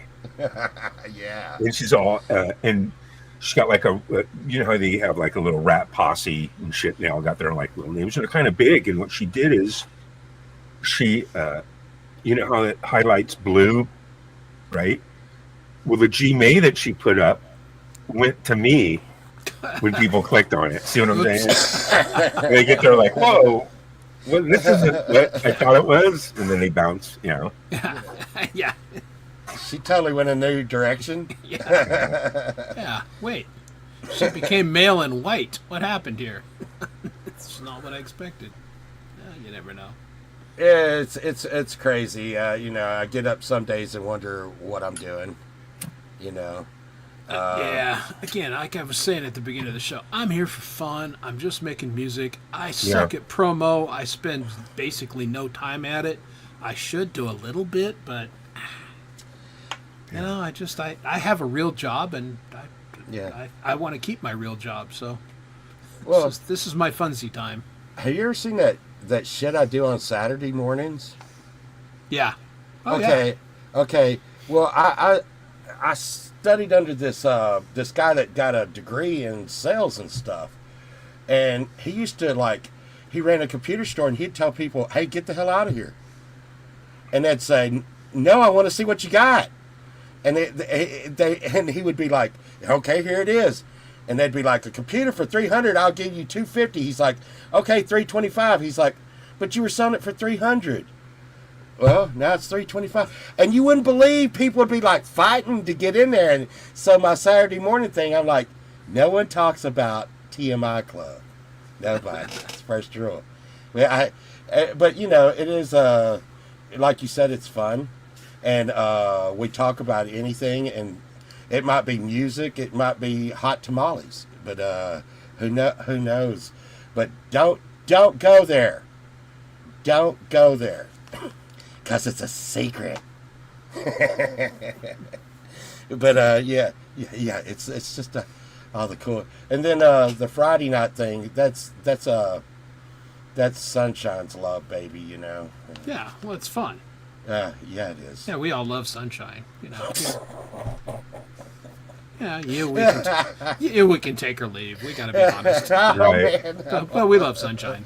Yeah, look, no one would watch Camp Jimmy if I didn't have Natasha, okay? No one would watch Pole Vault if you didn't have Sunshine, okay? Yeah, well, see, this one, I got Dom, so, yeah. Right. Damn, I'm screwed. Put Dom in a dress. Red, Lipstick. Give him some balls. Balls. Hey, Christine, how you doing? Kristen. Yeah, mad props to Christine Kruger. She really just supports this music community like she's great. Unbelievably, so cool. Man. She's so nice. Yes, she is. She is. Me and Sunshine was talking about her the other day. She is just such a nice person. It's funny, you can tell, too. I mean, none of us will probably ever meet her live in person, but just the way she conducts herself in the chat, you know, this is a nice person. You never know that, Chris. I've unmasked a lot of people. Did you see me pull out that old trailer where I'm all Chris Lane Sr., blah, blah, blah, and I'm all Doc Danger, and then you see Doc. Did you see that old intro I have? Yeah, that was crazy. You had me flipping out, man. I was a little buzzed that night. Matter of fact, I wrote in the chat, I was like, is this live? What is G-May doing? What the hell's going on? Yeah. Did you like what I did there, Pole Vault? Oh, man, I lost my mind. Because I don't know if you caught it. What I did was, when the show started, I played an episode from like 2.5 years ago. Oh, wow. So you think it's me. It starts like, hey, here I am. It's Saturday night. You know what I mean? And really, it's just a pre-recorded from 3.5 years ago. It was so funny. And then Pole Vault kind of was buzzing on it. And then I came up like, hey, did I phone anybody? Well, you were actually said, and here's Pole Vault. And I'm like, what the hell? I didn't say anything. Right, because it pulled up a pole. Yeah. Oh my! Dom and I did that once, and people were so confused. It was like, maybe we shouldn't do this ever again. Yeah. Yeah, because that was our whole shtick. We played like it was a live show, and we went for like 30 minutes, and then people are like, well, wait a minute. Because, yeah, not sure. It's good to see Pookie again, too. Yeah, Pookie's great. Seen her around, haven't seen her around a while. It's good to I saw Pookie in the last couple days. So I sent Pookie a text today, and I was on the mandolin, and I've been playing on the mandolin lately, and Nice. I send them videos and see if they can guess what song I'm playing. Yesterday I played Cat Scratch Fever, and today I played. You ever heard that song by Zebra? Who's Behind the Door? oh yeah, I used to Okay, love Zebra. nobody guessed it. Nobody guessed it. Pookie thought it was Zeppelin, and Sunshine Archer thought it was Zeppelin. And Chad and Valerie ignored me. I did too, because you didn't send it to me. Oh well, I don't. But I Don't. should have gotten it. I will do it. I will do it. Because I might have gotten that. I was a huge Zebra fan. Yeah. They were pretty good. Tell me what you want. Yeah, right. Yeah, because right. I mean, that guy had a voice. Very.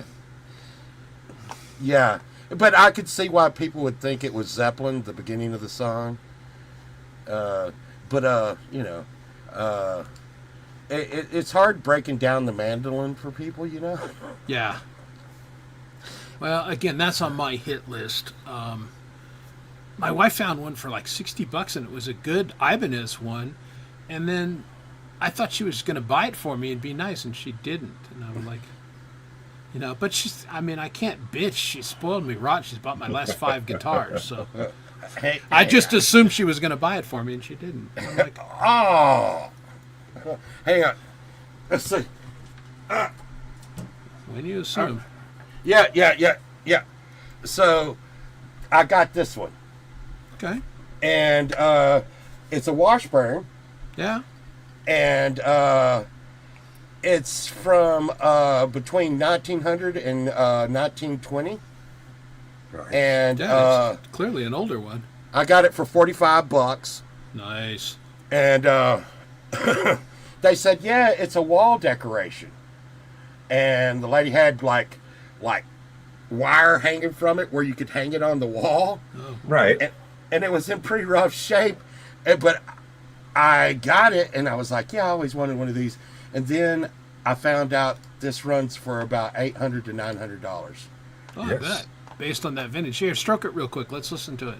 Well, Chris, I haven't tuned it very well. Okay.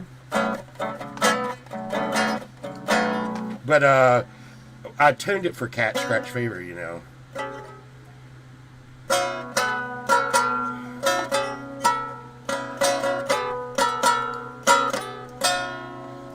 Okay. Nice. And you next would do Battle of Evermore. Well, I'm next working one? on it. But the thing is, Chris, is I really think this is going to... I got to get one of those head tuners to tune this thing, man. Yeah. Yeah. Working with one of these like tuners that tune through like sound from the room, it's just not sharp enough to get the. It has 8 strings, and it's just really. It's really hard to get it in. But, Yeah, I put the Patterson Strobe tuner app on my Yeah. phone, and that thing's killer. I got a Dobro, not a Dobro. What is that? A Dulcimer, but I haven't tuned it yet either. But I can't stay away from this thing. I mean, it's Yeah, just, I don't even know how you tune a dulcimer. Yeah, not very well. Yeah. Yeah. But Love the sound of it, but yeah. Well, and it's not quite like I can't get the theory of it as well as I can with like a stringed instrument like this one, and I'm having to kill the camera because people know I hate pants. Yeah. Thank But you. yeah, well, I mean, it is the red moon tonight, the blood moon, so that's my OnlyFans page. yeah, indeed. Did you hear about the guitar I got out of the junkyard? Yeah. That's nice. Wow. The lady next to me threw it out of a truck, and if you know guitars, you know when they fall over and go bong. Yeah. Well, she threw it out of her truck, and it went bong, and I'm like, that's a guitar.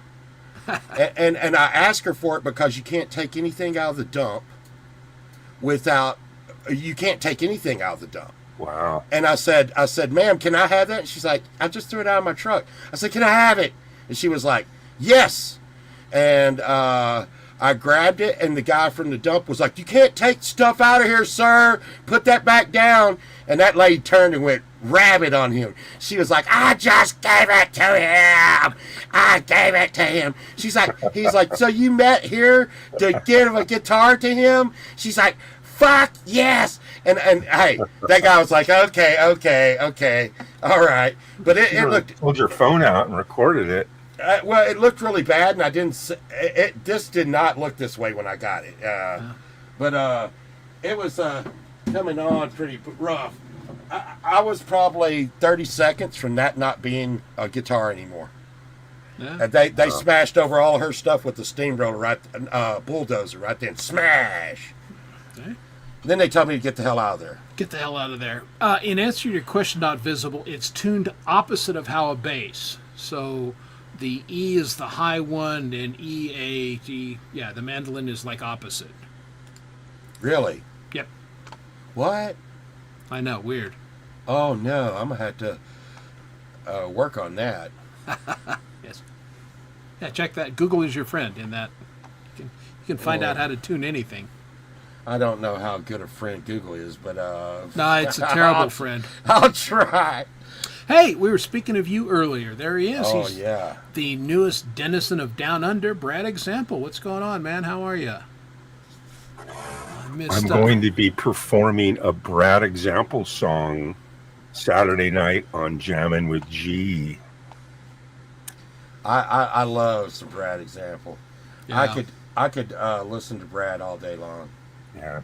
It was really cool is they played a clip at the beginning of Jade's last live, just her last live. And it was, you see it? It looked like he was a little bit younger, Brad. And there was another guy like on guitar, like playing fills and licks and shit. Fucking sounded badass. Because you had Brad just fucking grooving. Yeah, that was audio was fucking dialed, and then the guy playing the licks and the fills. Yeah, that He was was just fucking nailing it. I watched it. I was just like, my jaw was just like, fuck. probably his band, the Inner City Surfers, which is rocking. Fucking so good. Yeah, well, welcome, Brad. Good to see you. We did spend a little time at the beginning of the program giving our condolences on Dot's passing today. So I know that she was, when you and Jade were doing the show, I'm not sure, because I didn't get a chance to see the show, so I don't know if she had passed by then or not. But our sympathies to you and Jade and everyone that knew Dot. This is the first time I've heard that. I watched the replay on Jade's. Yeah, it just happened, literally today. So, yeah, very sad. Rest in peace. Yeah, she was a great old gal. Oh yeah. There's Costa, and yeah, we agree. You should be certified, Costa. I don't think you get any argument in this quarter. You're a fun guy, but well, speaking of fun guys, it's the St. Patrick's Day show. We've had a little Irish music. Let me cue up another one. This is one of my favorite. They're actually an LA outfit. But I like these guys a lot, and this is a band that you may know. Gotta find it. Not Rock and Roll Stories with Brad, because those are good, but no, this one, a band from LA, and they're called Flogging Molly.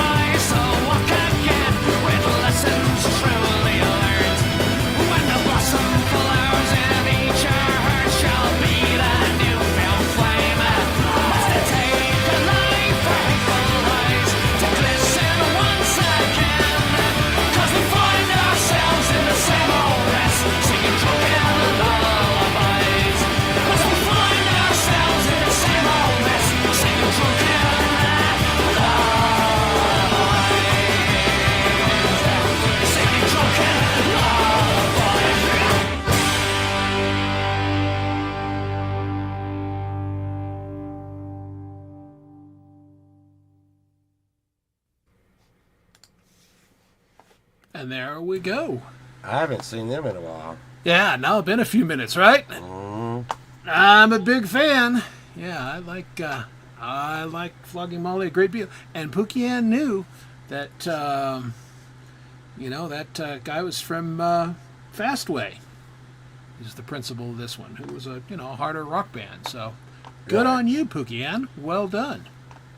Fastway always reminded me of Zeppelin too. A little bit. Down, down, down, down, down, down. Ooh, you're right, Coldacre. That is an excellent one. Yeah, I'll grab that one in the chat for later. I'm really stoked. I hope I get this off, Chris. This song for the charity album. E. Urban sent me over a track, and then I put in, some small backing guitar into it. Right. And I thought, I need a burning ass solo. And I just really didn't think I was up to it. And I got this guy you may have heard of before, Abe the Band. Abe is a great dude. Yeah, to throw a little guitar on there. So you got, and then Sunshine's going to come in with some vocals on it. There you go. And I'm really stoked about it. And when I got it back from Abe, I just got chills. I was like, oh my god. Yeah, Abe is very cool. Yeah. I'm writing myself a note, Pookie Ann, because Fastway song "Say What You Will." We used to do that back in the day, and that's a fucking great song. That's what I was singing, Chris. Yeah, I bet. Don't you recognize that? Say what you will, you will. But he had a Zepp voice. Y&T sounded a little bit like Zeppelin. A little bit, yeah. And then there's this new band, this young kid that says he doesn't even know who Zeppelin is, and he so sounds like him. He's got it's like some it's some old lady's name, like Pearl Vault or something. I don't know. No, but it is. It's Bertha Zeppelin. Yeah, it's some new young band, but the kid sounds just like Robert Plant. But he says he's never heard of him before, so I don't know about that. In the wrong chat again, huh, Southern? Well, be out there lonely. See how you are? Well, again, we're having a little Irish celebration. For me, it's going to be a celebration kind of all weekend. I'll have me a few drinks tomorrow night on Friday. And then on G-Days on Saturday. Well, again, now, as you know, G, I usually, unless it's my birthday, I usually show up to your shows stone cold sober, but that might not be the case this Saturday. Drinking goat milk. Coffee, usually. I got an Irish woman in the house, so Yeah. it should be good times there. There you go. Greta Van Fleet. Val knew who I was talking about. No, I knew who you were talking about too. I was gonna see if you could come up with it, but no. No, not me. Well, again, you phoned a friend in the chat. That's all that matters. Yeah. Oh, I definitely would sing along. I've got a whole Pandora Irish station that does nothing but Irish music. So, but I was listening to more of the country rock stuff the last couple weeks. So. All right, who are we searching for, Jade? Somebody. Again, there's. He found what he was looking for. If you're naked, we'll be afraid. I can guarantee that. Yeah. Hey, P-Dubs, thanks for doing the drive-by. Appreciate it. Clothes are an evil construct made by the man. The man, huh? Yeah, that's right. Wendy don't need that tying her down. Yeah, Pookie, you're my friend. Damn it. Yeah. Oh, God. Hey, I like clothes because I never know what the weather's going to be here. Could be sunny. That'd be great. It could also snow. And that's on the same day, so I never know. Yeah, I'm in Texas, Yeah. I have to remind people. No, that's you, Pookie. She's trying that deniability stuff. Yeah, it doesn't work, does it? All right. Well, hey, it's for those, again, who were hanging out in a cave with Bin Laden and just popped their head up. Tomorrow, Fridays, what an entertainment lineup. If you're not entertained, I don't know what to tell you. But we start off with Valerie Bott's Friday Song Club. We go straight into Charlie Gabaldon. We've got Jade and Brad tomorrow. Lord knows what those two will get up to. I can't wait. But Yeah. I'm with you. yeah. I'm like, bring it. Yeah. It's going to be great.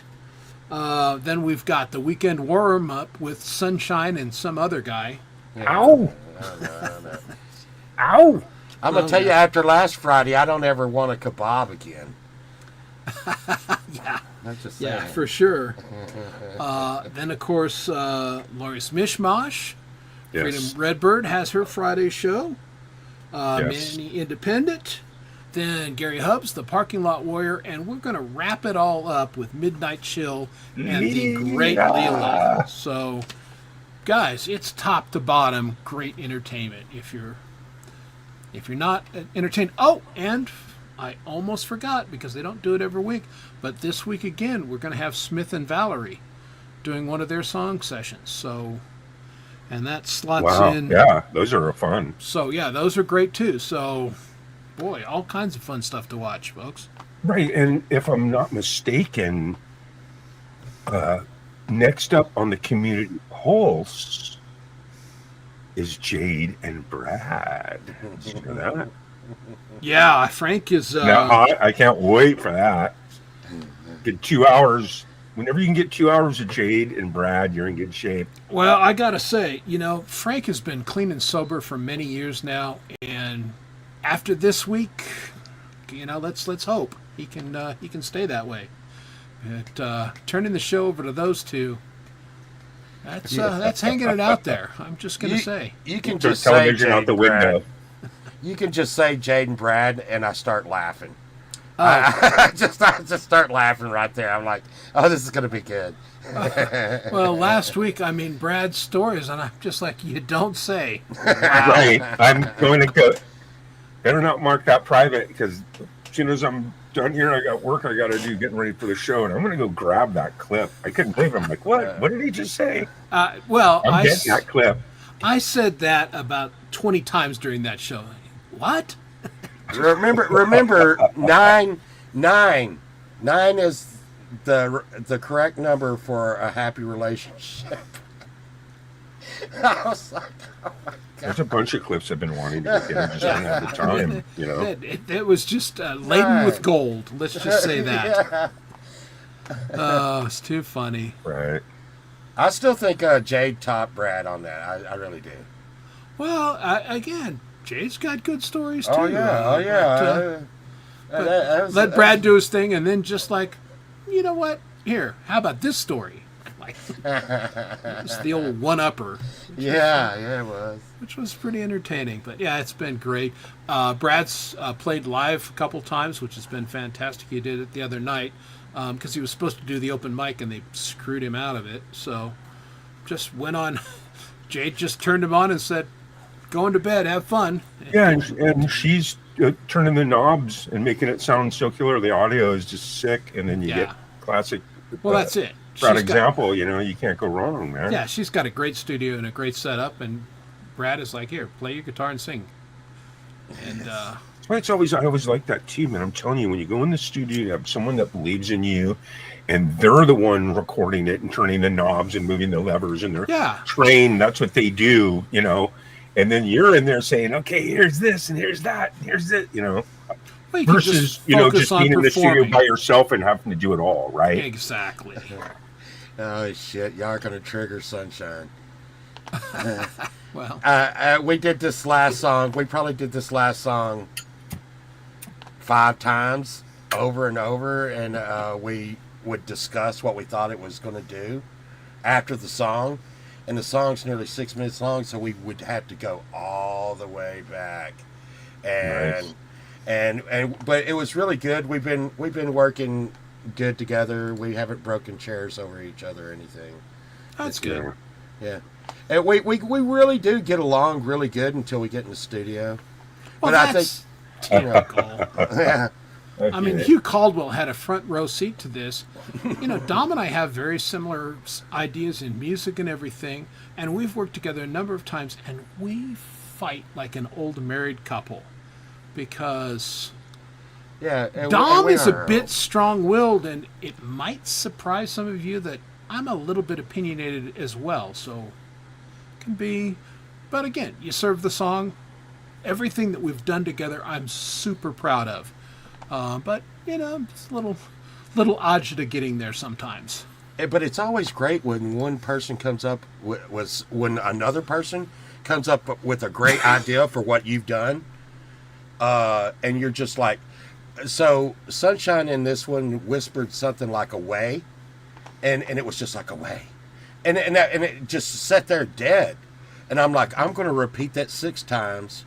Put some reverb on it, and studio faded out behind her voice saying "away."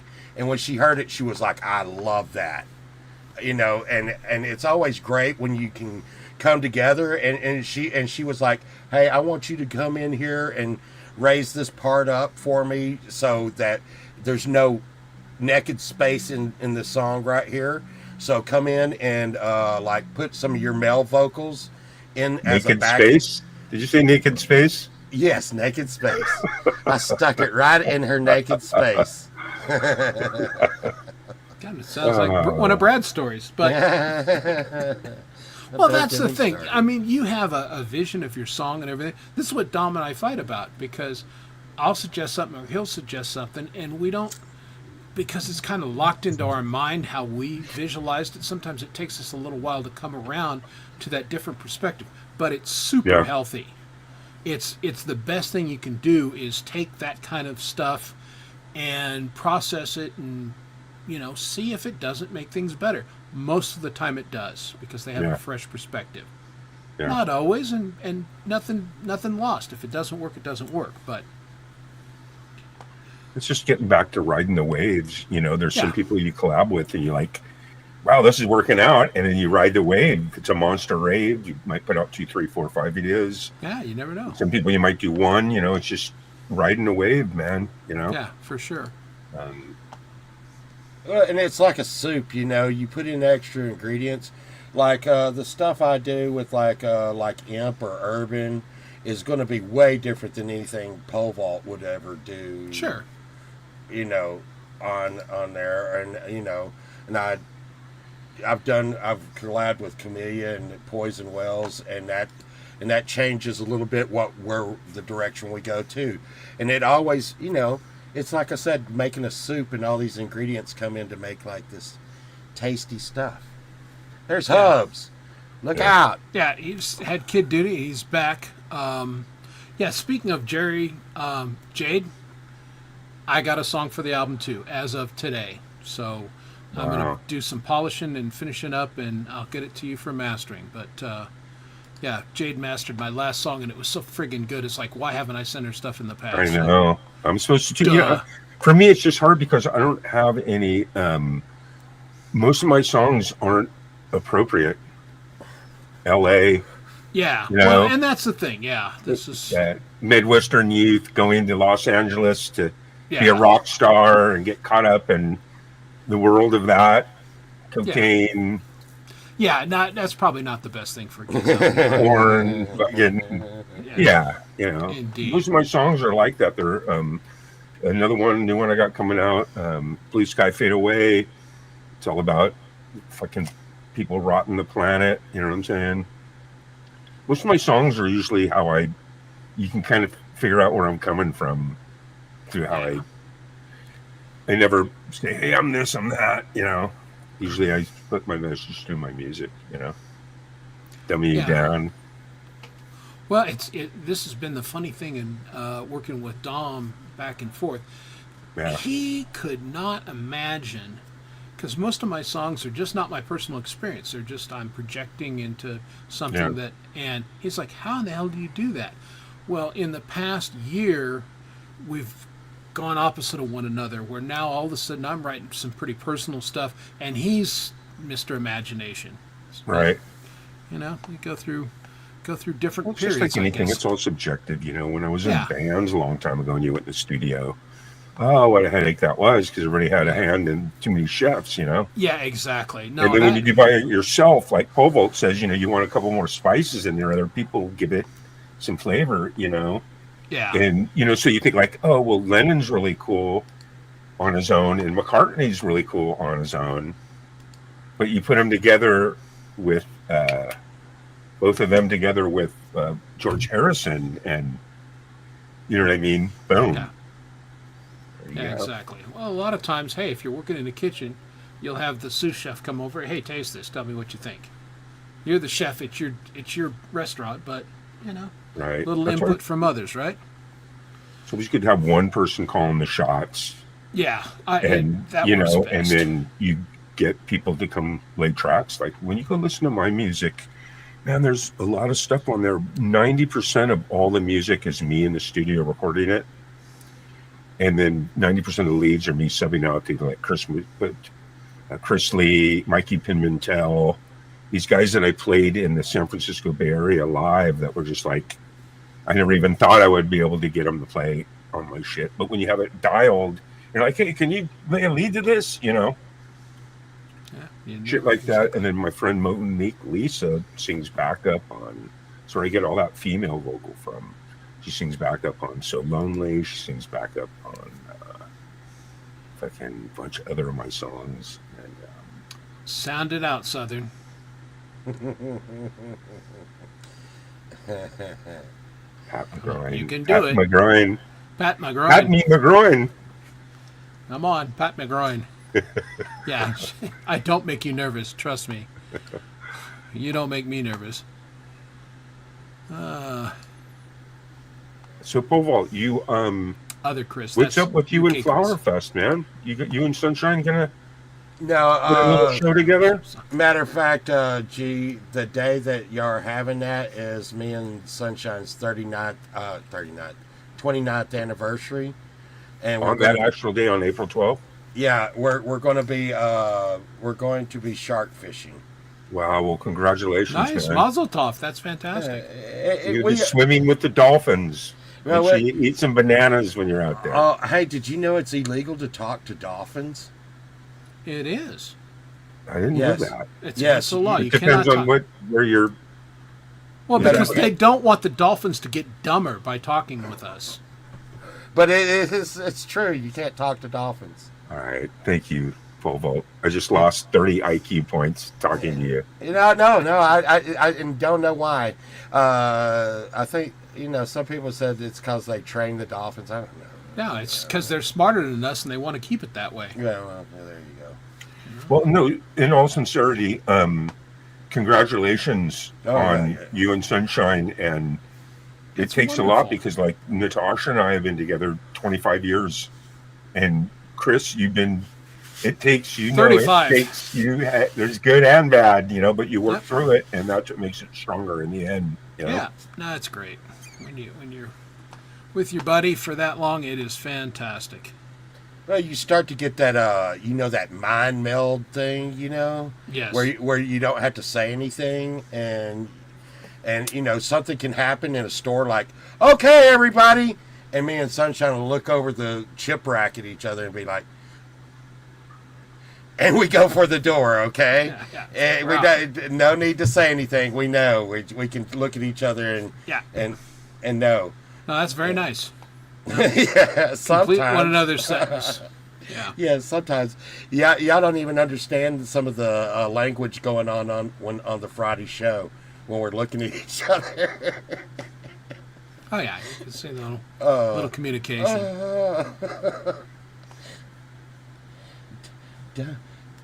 Don't tell him I'm in my underwear. Yeah. Oh, it's true. I'm a giant kid. Why would I grow up? I got it pretty Yeah. good. I thought I was going to have to grow up one time. It was sad. Oh no, it's adulting. Being an adult sucks. God. Oh, It's God. it's the worst. that's probably basically my job, is being an adult. No, guys, no. We can't go to the topless bar tonight. We got to get up early tomorrow to go in. Yeah. It does sound fun. But no, we shouldn't do that. Yeah, exactly. Somebody's got to do it. Somebody's Yeah. But I get extra grumpy when I adult. I totally turn into my dad. Get the hell out of my front yard! I know your parents. Yeah. Chris, I hope you can make it Saturday night. We're having Jamming with G. I am planning on it. And I'm looking forward to not having to babysit Saturday night. Yeah. Well, I think, we've had a guest here lately that probably needs to find another place to be. Yeah. You know, it's still hard though, because you know how hard it is. Like, I forgave a guy that said the wildest shit ever, you know?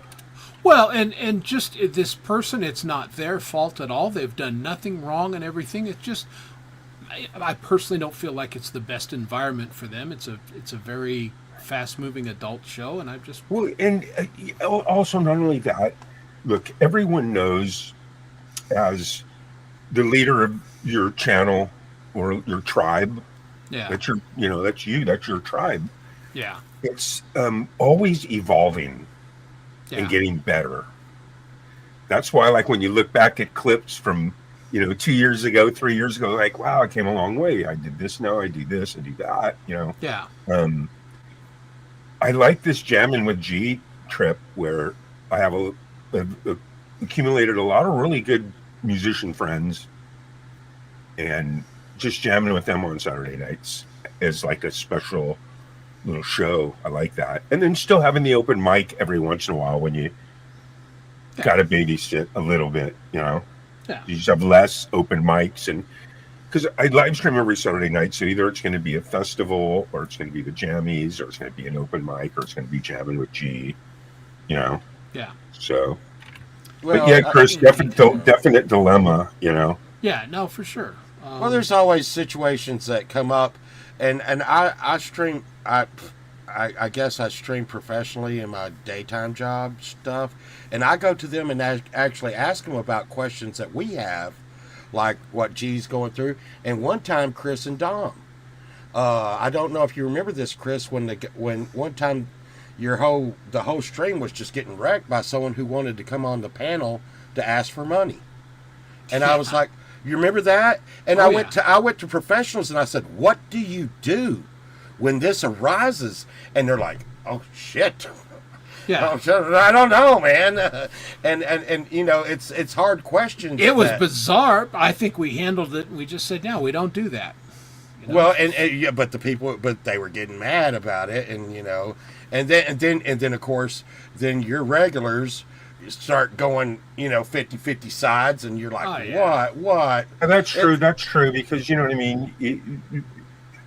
Put it this way, it's an acquired taste, because for 3 years now, every Saturday night for 5 hours, other than having a festival or some other event, I've had a open link in the chat, and I should actually go back and cherry pick all the weirdest shit that's happened by having that. You really don't, if you have a show where you really don't have the link up, and it's just your show, hey, it's our show, we never have the link up, when you have that link in your chat, man, I'm telling you, you never can know. get the freakiest shit, man.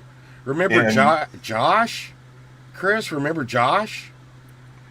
I don't know, there's been so many of them, man. There was one Freedom show. Fighter.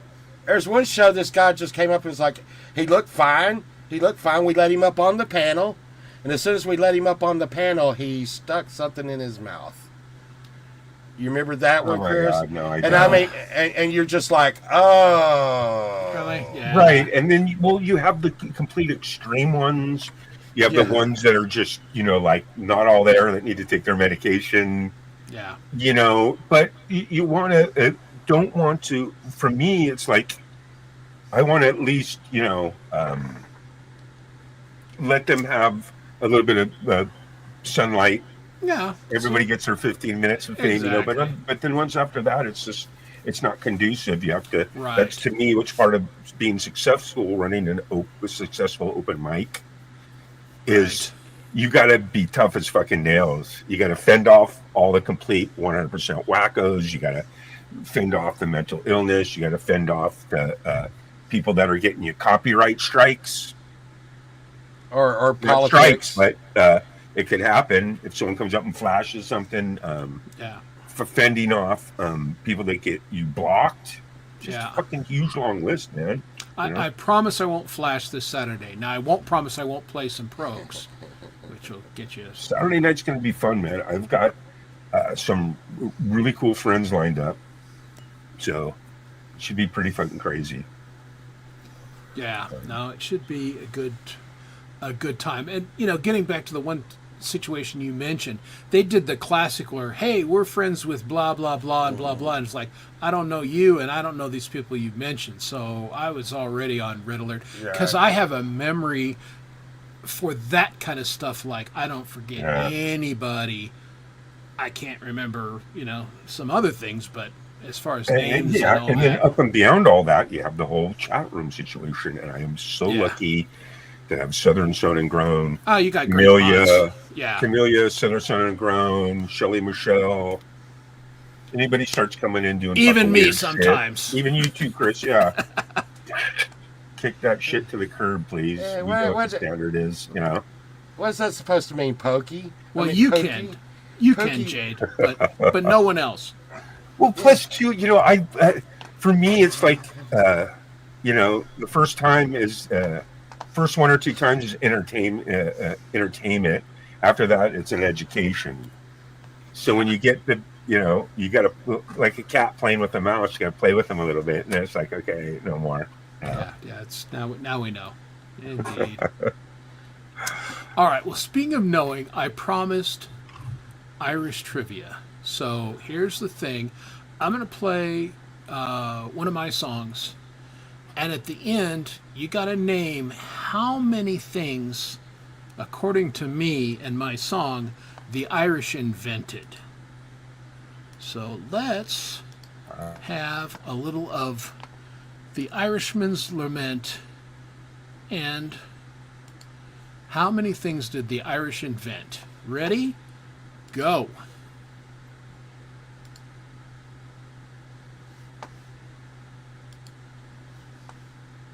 My sorry Irishman on St. Patrick's Day.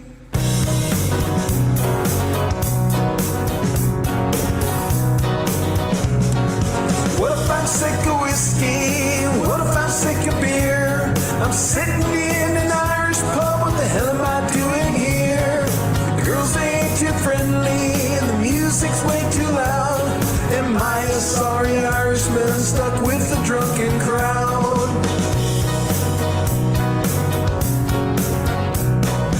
I left my job early, it seemed the thing to do, and I headed down to Clancy's pub to have a drink or two. But the more I drink and the more I think and the less I have to say. This crowded bar, it seems so far on this holiday. Green beer, it is a flowing, fake Irish party on. I doubt they know the difference between a gnome and a leprechaun. What are they celebrating and why are they wearing green? And why are they all pining for land they've never seen?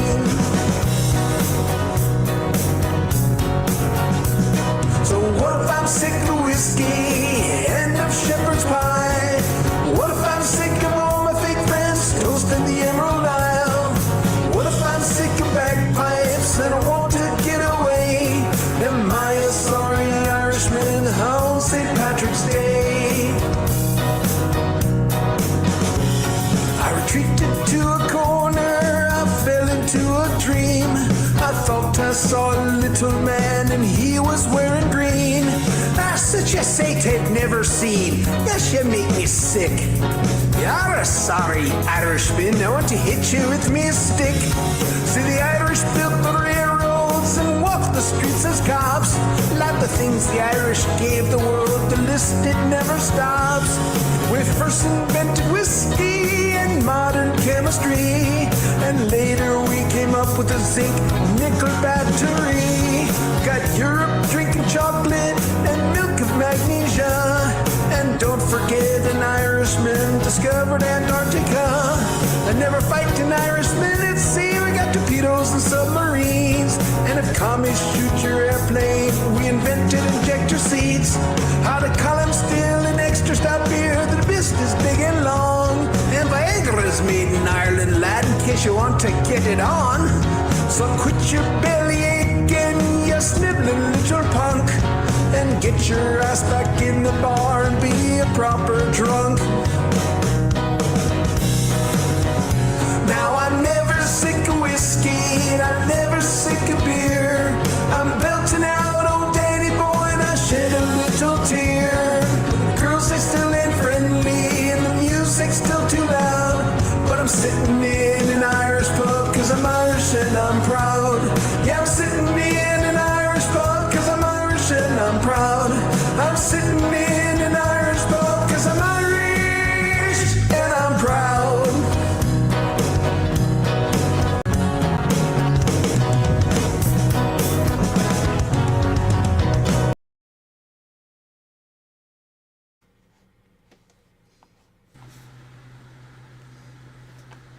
Was it 11? 5. What was the number? Something like that. Oh, that's the big, I hate that one. There we go. Oh, we lost G. Oh, no. He went away. Well, it's probably because I played that song to death on his show, so he's probably sick of it. Sparky was just asking me for $2.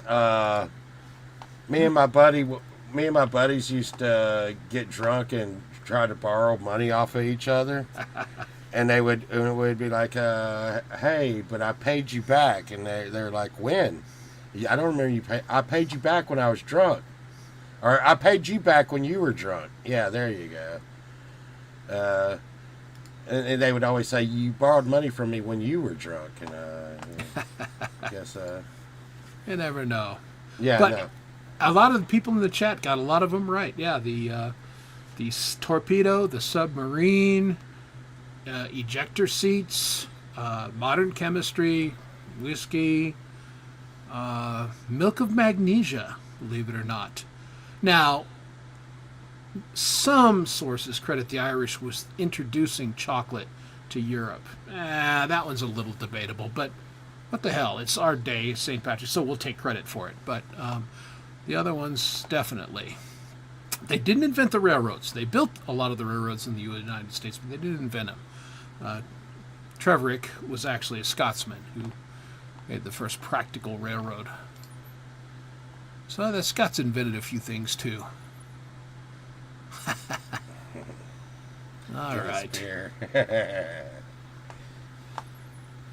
Yeah. Yeah, but it's not chocolate milk of magnesia. That's just... But yes, indeed, Guinness beer, the stout beer process. And not only the pot still, but the column still. So anyone who likes vodka and gin can thank the Irish.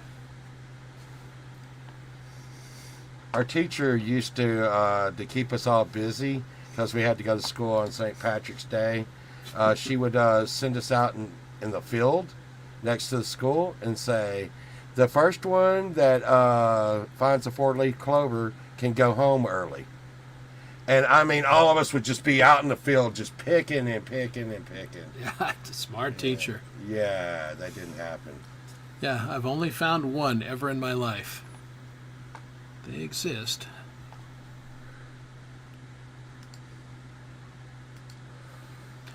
Actually, the Irish beat you to that too. Poutine is the Irish moonshine, and it's one of the precursors of whiskey. So, but you fellers up in the hollers there make pretty good moonshine. I won't deny that. Oh, is that poutine? Yeah, it's called poutine. I'll take some of that. Yeah, actually, I've had it. I think it's quite good. But again, it's a bit of an acquired taste. It's like up in Canada, they got this stuff called poutine or something. Mm-hmm. And they serve it in McDonald's. Yeah, poutine is not like poutine. Yeah. You should see what the waitress's face when I order it. They're like, I think you mispronounced that, Mr. Volt. Yeah. And? So what's the answer? Yeah. No, but I mean at McDonald's. Wow, that was a trip. But again, we have a lot of Canadian friends, Scares in the Hub. Western Canada, they don't eat that. That's not a Western Canada thing. That's only an Eastern Canada thing. Yeah. I do like Western Canada. Oh, yeah. Eastern Canada is kind of like New York with nice people. Yeah. As they're robbing you, they say, "Hey, oops, sorry about that." They do. It was weird. Hand over your wallet, eh? Sorry about that. Excuse me, sir. Can I have some spare change? No, get away from me! Oh, thank you. You have a good day, eh? I went over to the west side and they had this place called Gastown. I probably shouldn't even go into that, but everything in the whole town is ran off gas, even the clocks. Interesting. Yeah, and they have one place over on the west side. They put all the crackheads in one town, and I was mad at the guys because I had to sleep on the floor of the hotel. And they were like, I know what's going to make you happy. I know what's going to make you happy. And they drove the car in circles around the crack town. And they beat on the windows and stuff. It was, and like these Mounties came in with the horses and billy clubs. It was, it wasn't Six Flags or nothing, but it was entertaining. It's still entertaining, huh? Yeah, Okay. yeah. Well, they might have an argument, but they'd be wrong. It's documented. Now, vodka, obviously, that's a Russian invention, but the column still, which is the modern way vodka is made, was invented by the Irish. Hey, there's not visible. He got a Warlock bass the other day. Oh, very cool. Oh yeah, I love Warlock basses. I never owned one. I played them. For some reason, it just seems like the neck goes on forever. Yeah. DC Riches were nice, but they just weren't. Just always been a Gibson guy. All right. Hey. McGillicuddy is back. Yes, I got click happy.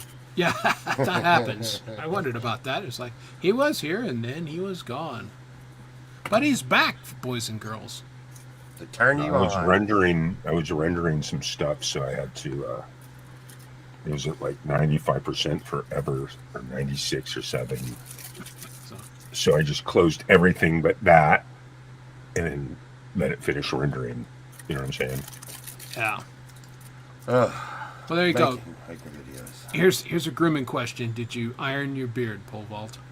No, I actually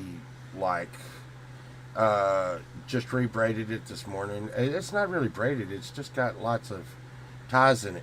You remember when y'all met me? It wasn't really this long. It was probably up to about here. Yeah. Is the plague over with now? Which one? I said I was going to not cut my hair until this whole thing was over, and that's how long it's been. All right, I'll see. There you go. And so a bunch of people said, "Well, you're never cutting your hair again." I'm like, okay. I just gave up on it. G-May is a hair farmer. I'm gonna tell you right now. Yeah, and this guy can grow a beard like nobody's been. Him and Hubs. Did you Harry, see like gorilla? Did you see Chad Freeman? He cut his beard off. No. I didn't see it. Yeah. He's baby face. Pity that? When did you do that? Tuesday? Yeah. Yeah, we started saying he was selling his hair in the merch shop Man. as blankets and stuff. Yeah, I was dead Tuesday. I didn't see any of the show. I don't remember much of it myself. I was in bed. Well, and that's the I can't. It gets down to here. I can't stand it. So I just, I'm always trimming it. But Gary Hubbs could shave completely off today, Right. and by his show Saturday, it's like Chia pet.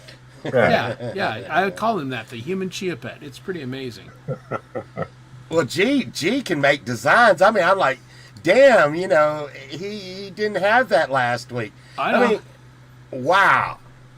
It's pretty impressive. What's funny too is all my facial hair grows practically 80% just white. Yeah. And I don't dye my hair or anything. I can't dye my beard because I'm totally allergic to it. Yeah. I always break out massively if I try to dye my shit. When I did the Dom Father, a while back, I did my Dom Father, right? That was hilarious. I got that stuff where it's, you just brush it in. It's like organic, And I couldn't wait to take it off. Once I put it on, I'm like, oh my God, but. Yeah. Most of the time it doesn't even show up that much because it's white. But when I was younger, when it was just like the color of my hair, oh yeah, boom, I used to have mine blue, but I got tired of that shit. It just kept coming out. They'd be like, okay, this will not come out. And sure enough, it would come out. If you like in the very first appearances of me, I had a blue beard for nearly a year. But it just, I remember. It kept coming out. And, and people look at you funny in the store and, like I'm a fucking pirate. I'm a pirate. I'm not worried about people looking funny. You're in Texas, right? Good old boy. Hey, what is that? Just a good old boy. Yeah. Bunch of good old boys out there, right? Never meaning no harm. It's like a. Call me later. I'm a little crazy as shit too, so that goes a long ways. You don't say. Yeah. I when I go into places, a lot of people look even if I didn't have any hair, so more people would probably look, but I don't know. Yeah. Just is what it is for me. This is the color. There's a lot of gray in here, but there's a lot of blonde too. There's some gray in my hair, but it's still mostly blonde. Just basically the color it's been for the last 45 years. Interesting. Yeah, I was a little blonder when I was young, but I'm still a blonde bombshell. I don't know. Blondes have more fun. That's what I hear. Because they're easier to see in the dark. Yeah, exactly. Do you guys play any video games at all? Pole vault might be known to play a game or two. No. Work. No. Nothing? I have to load up machines all day. And have you ever heard of a game called Fortnite? Yeah. I was #1 in the world for probably a year. What happened is they go by percentages. And when I was setting up a machine, I put in my name. And the first game I played, I used to be kind of pro gamer years and years ago. But the first game I played, I got chicken dinner, which meant I was 100%.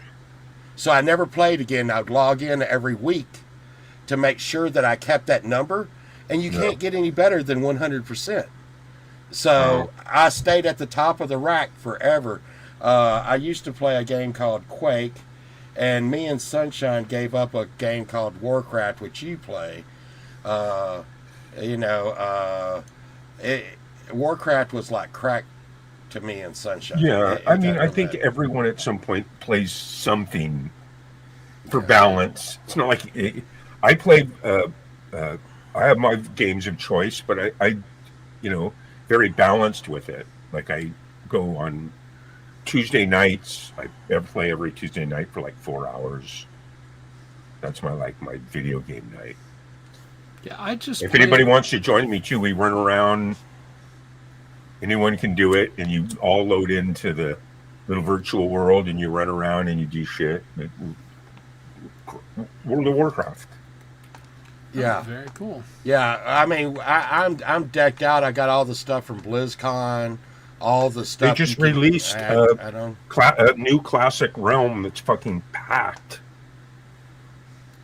It's a packed realm. That's what it's all about, is having people on your realm, and then they layer it if it's a weak server. Yeah, I just play phone games, spatial games, and phones, word games. Yeah. Slot machines and shit, Words with Friends. Yeah, I play a lot of puzzle games. That's what I'm into. Nice. Yeah, WoW was like crack for us. I used to have a Warlock G, and it was so like unnerved that I could just sit back, and the bound demons and stuff would destroy cities, and wow. And it would just out on the battlegrounds. I was just.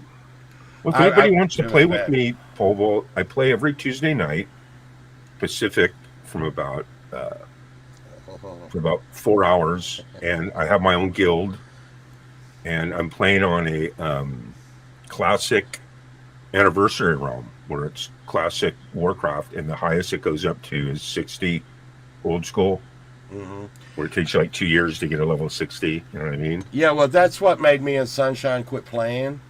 It got to where we were having date nights, like before we came on your show. When we come on your show, me and her are hanging out. Okay. Oh my god.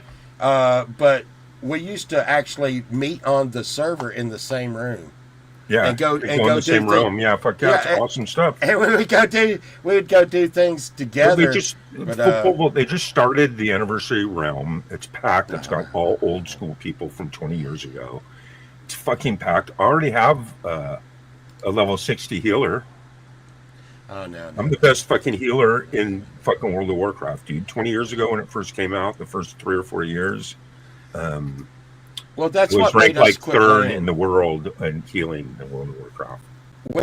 That's what made us quit playing, is when they came out with the Death Knight, and they gave everybody level 70s. 55.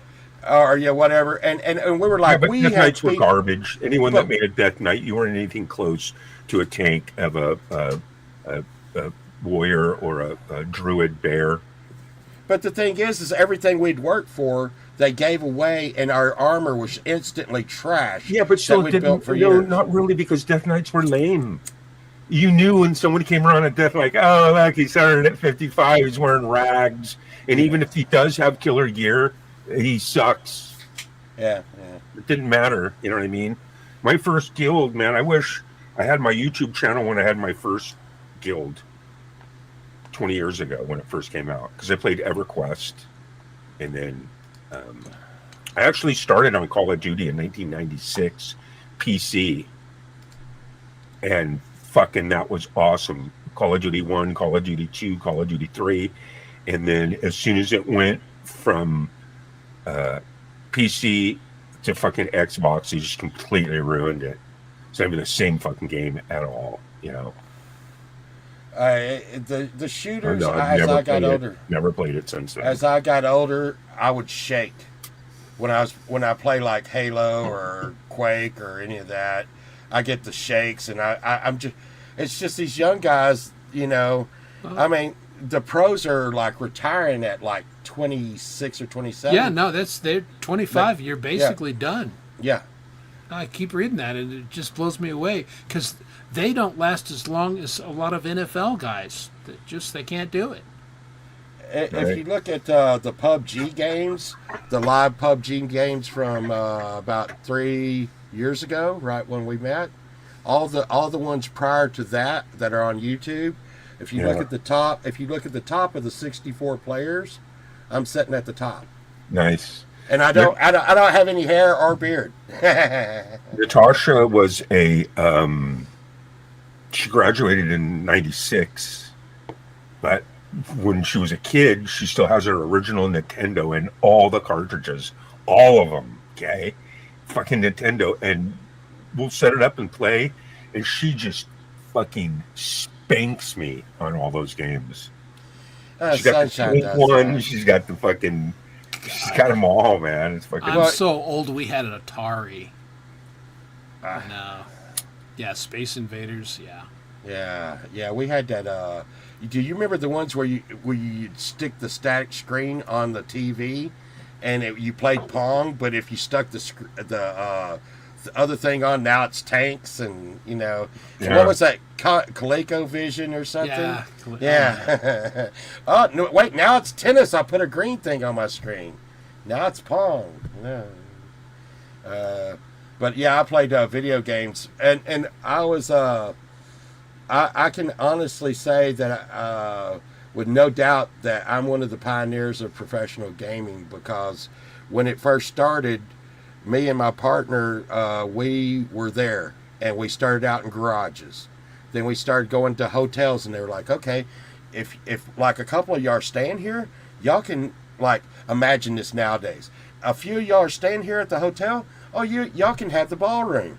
We set up computers and ran them. Then they're like, hey, you know what, $100 for the ballroom. Yeah. I want to tell you now, I've been in Madison Square Garden, and it's millions and millions and millions of dollars. And I went from garages to Madison Square. I think World of Warcraft has to be the king daddy of them all. That's the chess. You have to have, most people that I ever played World of Warcraft with or tried to get them to play it, 10 minutes in, their brain can't take it anymore because it's so overwhelming. You have 200 spells that you can use. You have different combination of those spells. You have this, you have that, you have enchanting, you know what I'm saying, Povo? It's just like that. It's limitless in the gaming scenario. Like most of the games are first action shooter games, Well, if you can imagine me and Sunshine, you remember when you'd battle each other? Sunshine, I don't know, I think she was a rogue or something, but she would do mind control on me. That's and then PvP. Yeah, and then she'd run me off a cliff. That's what I did. She was a priest then. Just like real life. Yeah. Yeah, right. It was just like in real life. It's like I would be battling her, and then all of a sudden I'd be like, what? What's going on? Well, I'm running off a cliff. Ah! Yeah, it's funny that you say that, because my first guild, when I first started, I had about 600 people in my guild. And what that means is when you sign on and log on, you have to go into these caves with with a 5-pack, 5 people, you being one of them. So you need 4 other people to go with you, and you defuse everything that you need to defuse, get to the very end, and then it gives you one prize, a killer prize, but only one person's going to get it. Yeah. Yeah, that's where Ninja came from. Yeah. That's the whole mystique behind the game, is being able to get together with 5 people and run around and run in there and do all the shit mathematically that you're supposed to do. Because if you don't get to the end. Nobody gets anything, and you just wasted all that time. Yeah, so, it was. You know what I mean? You want to run, but my guild built up, so I have my own guild again. When I found out that it was the anniversary, I went and I started a guild, and I renewed my account, and I'm playing every Tuesday night. So if anybody listening, if anybody wants to play with me, if any of you guys on the panel, just let me know. I'll show you the thing, and you can run around with me on Saturday nights out there in my guild. And you know what the guild's called, don't you? The guild is, Chris, where when you sign in to your character and you run around in virtual land, up above you it says your name, and then below it says like your gang is your guild, and it says the guild name above you as you're running around. So that's who you represent. So when you log in, you go to this icon, you click on it, and it shows all the people that are in your guild that are playing. So that we get, hey, Chris, where are you at? Oh, you're over here. And then you go hook up with each other in the virtual land. So you got Camp G May fucking running around out there in World of Warcraft right now, man. So do you throw down guild signs? I think I have 30 people in my guild right now. I have no idea who the people are. They just joined my guild because, like I said, I'm a really good fucking healer, and it's hard to heal all these instances. And to me, it's like so easy, you know, because I know every single one. I know every fight. I know what every expected of each person and their character. I have end game paladins, end game druids, end game warriors, end game tanks. I have them all. I got like 40 different characters. You know me, you guys. If I get into something, man, I get into it, man. And World of Warcraft is clearly insane, man. Yeah. It like I said, it took over our life. I went outside, my grass was like up to my head and stuff. I was like, what the hell have I been doing? Yeah, there comes a point. I get that. But I was pretty much the same in the game as I was in real life. A couple was actually getting married in the game. Really, for real life, they were getting married in real time, and they were also in the game. Wow. I found out about it. Wow. And they were alliance, and I found out about it, and I can't even say the name of my guild because it was so offensive. But we went down, and I went up. I went into Stormwind. Went right. up to the church, went into the church, and went and all of them are out of their armor, and they're sitting there in like tuxedos and stuff, right? The whole server of Horde is sitting around the church, and they have no idea. Oh my God, yeah, I remember. And I come up behind the bride. They're doing this live, and I start spanking her butt. Okay, right. Everybody, you can just see like all the armor changing on them, like, oh right. God, what's going on? And they killed me immediately. But as soon as they did, it was just an onslaught. Right. And I mean, Chris, what happens is in game of World of Warcraft, when you start your character, you're either good or evil. And if you pick an evil side, you start on a different place, and if you pick the good side, you start in a different city, and you're allowed to kill each other. So if you're running around and they're called the Horde, if a couple of Horde gank you and then they spawn clamp you, Volvo, right? You kill the guy and then he's got to run all the way back to his body. And as soon as he gets back to his body to resurrect, boom, you just kill him again, and the guy doesn't get to play. They sit there and they spawn clamp you all night. Spawn clamping. I think Brad Example paid extra for that on his visit. So, spawn clamping. Write a song. Yeah. Chris, you want your show back now? No, what the hell? Right. I'll go off and get another drink. Yeah, but then we got into this music thing again, and but the thing was and I talked to one of my old bandmates the other day, and it's a way to leave your mark on the world,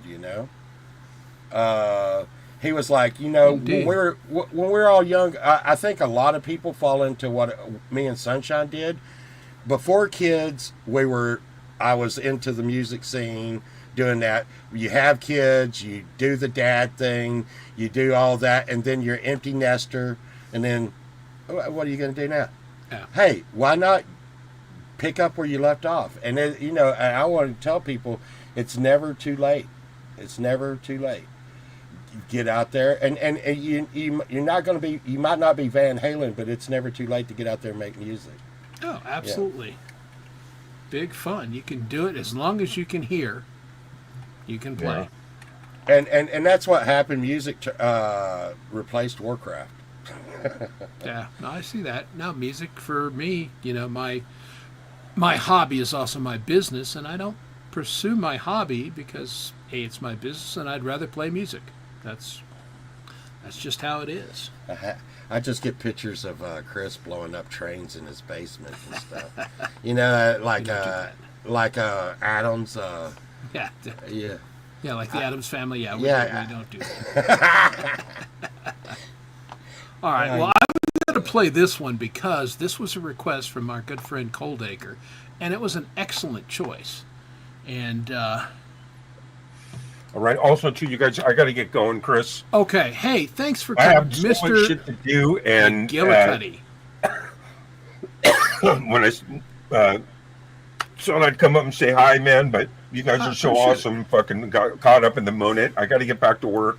All right. You guys are awesome. Peace out. I'll see you Saturday. I'll see you guys jamming with G. Be well. All right. There he goes, everybody. Camp G-May. Gary McGill. Right there. A real Irishman. So let's check out a couple other real Irishmen here. This is our friend the Pogues and the Dubliners playing the Irish Rover.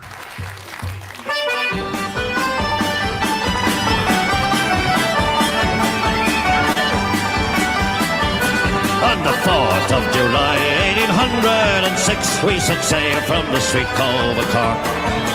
We were sailing away with the cargo of bricks for the Grand City Hall in New York. 'Twas a wonderful craft, she was rigged fore and aft, and know how the wild wind over. She stood several blasts, she had 27 masts, and they called her the Irish Rover. We had 1,000,000 bags of the best lager rights, we had 2,000,000 barrels of gold. We had 3,000,000 barrels of our nanny goat's tails, we had 4,000,000 barrels of stone. We had 5,000,000 dogs, 6,000,000 hoods, 7,000,000 barrels of ports. We had 8,000,000 hides of our blind horses' hides, and all of the Irish Rover. There was old Mickey Cute, who played hard on his flute when the ladies lined up for a set. He would tootle with skill for each sparkling quadrille, till the dancers were fluted and bet. When he's smart, when he talked, he was cock on the walk, and he rolled the Dame under and over. They all knew at a glance when he took up his stance, and he sailed in the Irish Rover.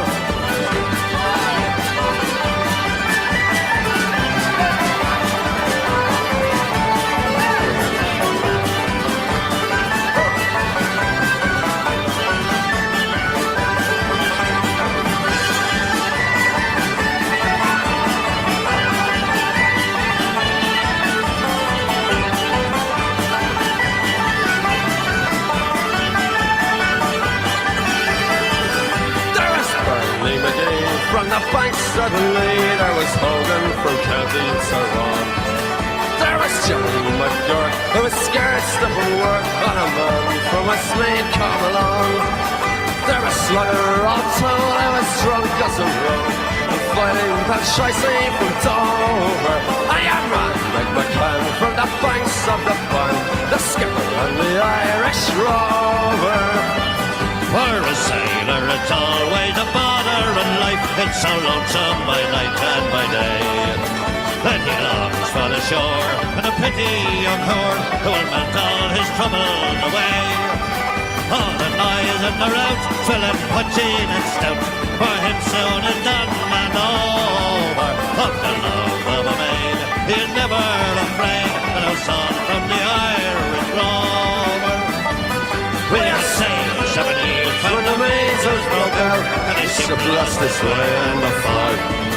And the whale of a crew was reduced down to two, with the skipper and the captain's on dog. Then a ship struck a rock, oh Lord, what a shock! So it turned right over, turning 9 times around. Then the poor old dog was drowned. Lost to the Irish Rover.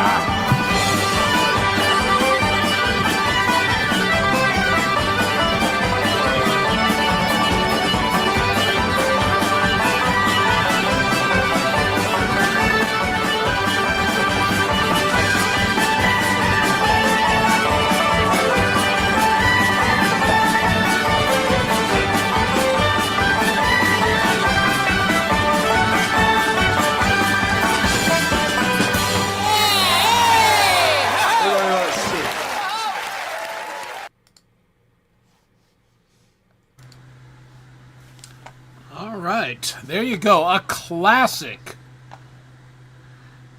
from the Dubliners and Shane McGowan of the Progs. And yes, you've noticed Shane's teeth were not the best. But he was there for talent, not for looks. No eye candy for Shane. But he's been gone a couple years now, and it's a shame. I love the Progs, and he was a very talented, poetic guy, like many Irishmen. He just wasn't great with dental, apparently. Don't know how you feel about what. It's great music. You just, I do suggest, though, there are some people that are a little hard to watch. I get that. Just listen to the music and try not to think of how Shane looked. Yeah. Well, it's legit. I mean, where you live, I know you've seen some teeths too. So he could have been your neighbor for all you know. Anyway, good stuff. And let's bring pole vault back. Oh. Yeah. Where am I? Yeah. You're on the happy hour. Oh. And we're still, we're still having a couple of beverages. We're not getting Dom crazy here. We're having a little drinks and just having a good time because, never go full Dom. Never. I know. The only time I go full Dom, I did it last year. I've seen you. I've seen both of you at the same time. Well, I went full Dom on my birthday last year because it was on a Saturday, and got liquored up, and had my barbecue like I always do, and then my wife said, "What are you going to do now?" And I go, "I don't know." She goes, "You're not going to go down and play on a show, are you?" And I went, "Probably not." And I went down and got on G-Base. Don't forget about Halloween. I'm sure you. Well, I was getting to Halloween because Halloween was the exception that proves the rule. 6 hours. That show went so long, I got loaded. Excused myself, went to the bathroom for a little bit there. Came back. By the time the show was over, I was sober again. I've done that. Yeah, that was. As a rule, don't do that. But certainly, Halloween show, and that was, from the get-go, we knew we were going to have a good time, and it was a good time. Yeah, when you drink yourself sober, that's when you come to and you're like, oh, what have I done? Yeah. It's usually after one of How those. long has this show been going? Yeah. Halloween was wild. I've only watched the full replay once, and I kind of watched it in horror, like, because the joke was, how long can I keep up that accent? And the answer was, and keep the stupid parrot on my shoulder. And the answer was the entire 6.5 hours, because when I commit to a character, damn it, I commit. I think I was a hamburger or something.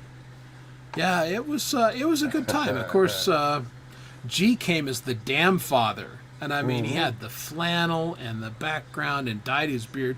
I mean, he commits to character too, and it was amazing. And the best thing was, he would get his guitar and he would strum a chord and then go, "Oh yeah, I got to tell you a story." And then he would launch into a Dom kind of story. And I mean, I was dying. God, that was funny. Right before the Andy bails on it. Yeah. Well, and then of course Lori came as the cop, which was, the po-po, which poor Dom couldn't pronounce. He kept saying, "She's the poo-poo." Yeah, I remember. Oh my goodness, that was a good time. Oh God, Yeah. we've seen Brenda some came as crazy. Brenda. We've seen some crazy shit, man. I was talking to Chad the other day over the last 3 years. Oh my God, we've seen some crazy stuff. I mean, really. Yeah, we really crazy. have. And I, as long as that doesn't stop, I'm in. I like to surround myself with crazy people because it makes me look sane. Yeah, you're in the right place. That's kind of the thing, It's kind of relaxing, to That's the one good thing about the community. Everybody seems to, everybody's themselves, and everybody's accepting, and we just, have a good time. If the real world could be like our community, it'd be a lot better place. That's why I like it so much. I've gained so many friends on here. It's just been crazy. Absolutely. I mean, Dom is my real life friend, and it just all came from hanging out, together on the old interweb. Yeah, I find it harder and harder to be shocking these days, though. Well, I sent a bunch of people. I was spanking my nipples and screaming hot tamales, and I barely even got a. They're like, yeah, okay, that's another day. The real world is so stupid that it's hard to compete with that. And, you got to set the bar high.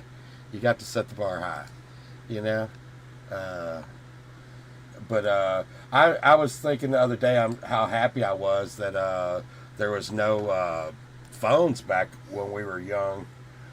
I'm glad most of the things I did, I had to tell the story and it's not on YouTube.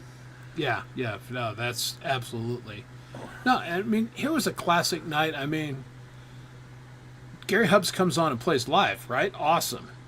And then fireworks go off, and Dom and I are both like, son of a bitch, that's the coolest thing ever. Did he really do fireworks? Being stupid and not knowing that's a Canadian thing. They go all out on the fireworks on Halloween. But I saw that. It was pretty awesome.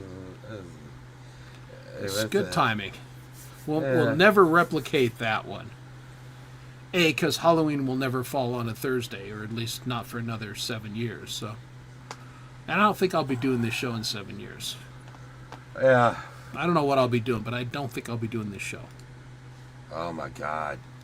Just think about you pulling up this show in 7 years, Sam. I don't think I'll be doing this show. Oh my God. It's a lot. It's a lot of work doing. Now the Saturday morning show, that's just me coming on and just bullshit. Yeah. But the Friday night show is kind of getting like the hangover again. I set up the whole show and asked Sunshine at the beginning of the week. I was like, "What do you want the show to be?" I don't care. And so I set up all these videos for the show. Well, she said, "Hey, did you know it's St. Patrick's Day and we should do a St. Patrick's show?" And I'm like, no. And so, the good news is I'm a week ahead. The bad news is, Yeah. I had to do St. Patrick's Tots, which wasn't that hard. Yeah. St. Patrick's Tots. Yeah. So the next week is going to be Dangerous Toys that scarred us from the 70s. Oh, yeah. Oh. God, there's so many good ones. Yeah. I got one where Todd's getting scarred as a child with the Jaws game. You know the Jaws game where you're getting the stuff out of the shark's mouth and it shut on him? Yeah. Well, when it shuts on him, Todd has these flashbacks of like Jaws getting him. And you, as you know, comedy is a subjective thing. I've had people say, "Oh my God, that was so funny," and other people like, I don't get what you just did." Yeah, no, comedy is. Yes, I've been quite funny, and I've also laid a few eggs. So yeah. Green Machine. Oh yeah, I love that. Green machine. I love that. I would go in my neighbor's driveway, and why did people get mad at you back then for nothing? I would just go going real fast and then spin it out and make it go shh in their driveway. Get out of here! What are you doing? Oh my God! Why you've ruined my life by doing a spin out in my driveway? But yeah, but I mean, and back in like the 70s, people used to get mad at you if you had any fun. No, we had. Yeah. We had fun. Jarts. Remember the lawn darts? Yeah, charts? yeah. I mean, you yeah. could kill a dude with those things, but God, were someone they did fun. get killed. Someone did get killed with Well, the of shark. course, because let's review. People are stupid. I mean, Darwin was right or he wasn't. And somebody, clackers, remember those? Those unbelievably harder than, diamond things, and you're flailing them around. If you hit yourself in the side of the head, you came to in the following week. I still don't understand why they got rid of the knockers. You know what those are? The clackers or whatever? Yeah, those were the best. Well, what was it? I think they said they were exploding and shrapnel was going out. Probably. And I'm like, that's some hell of some knockers right there. I see what you did there. Yeah. Yeah, see, that was a good time to be alive. Those things were fun, But I will say this. It was in the 70s. It was really hard to get laid. Yeah, because I was, like 12, so yeah. Yeah, but I was still.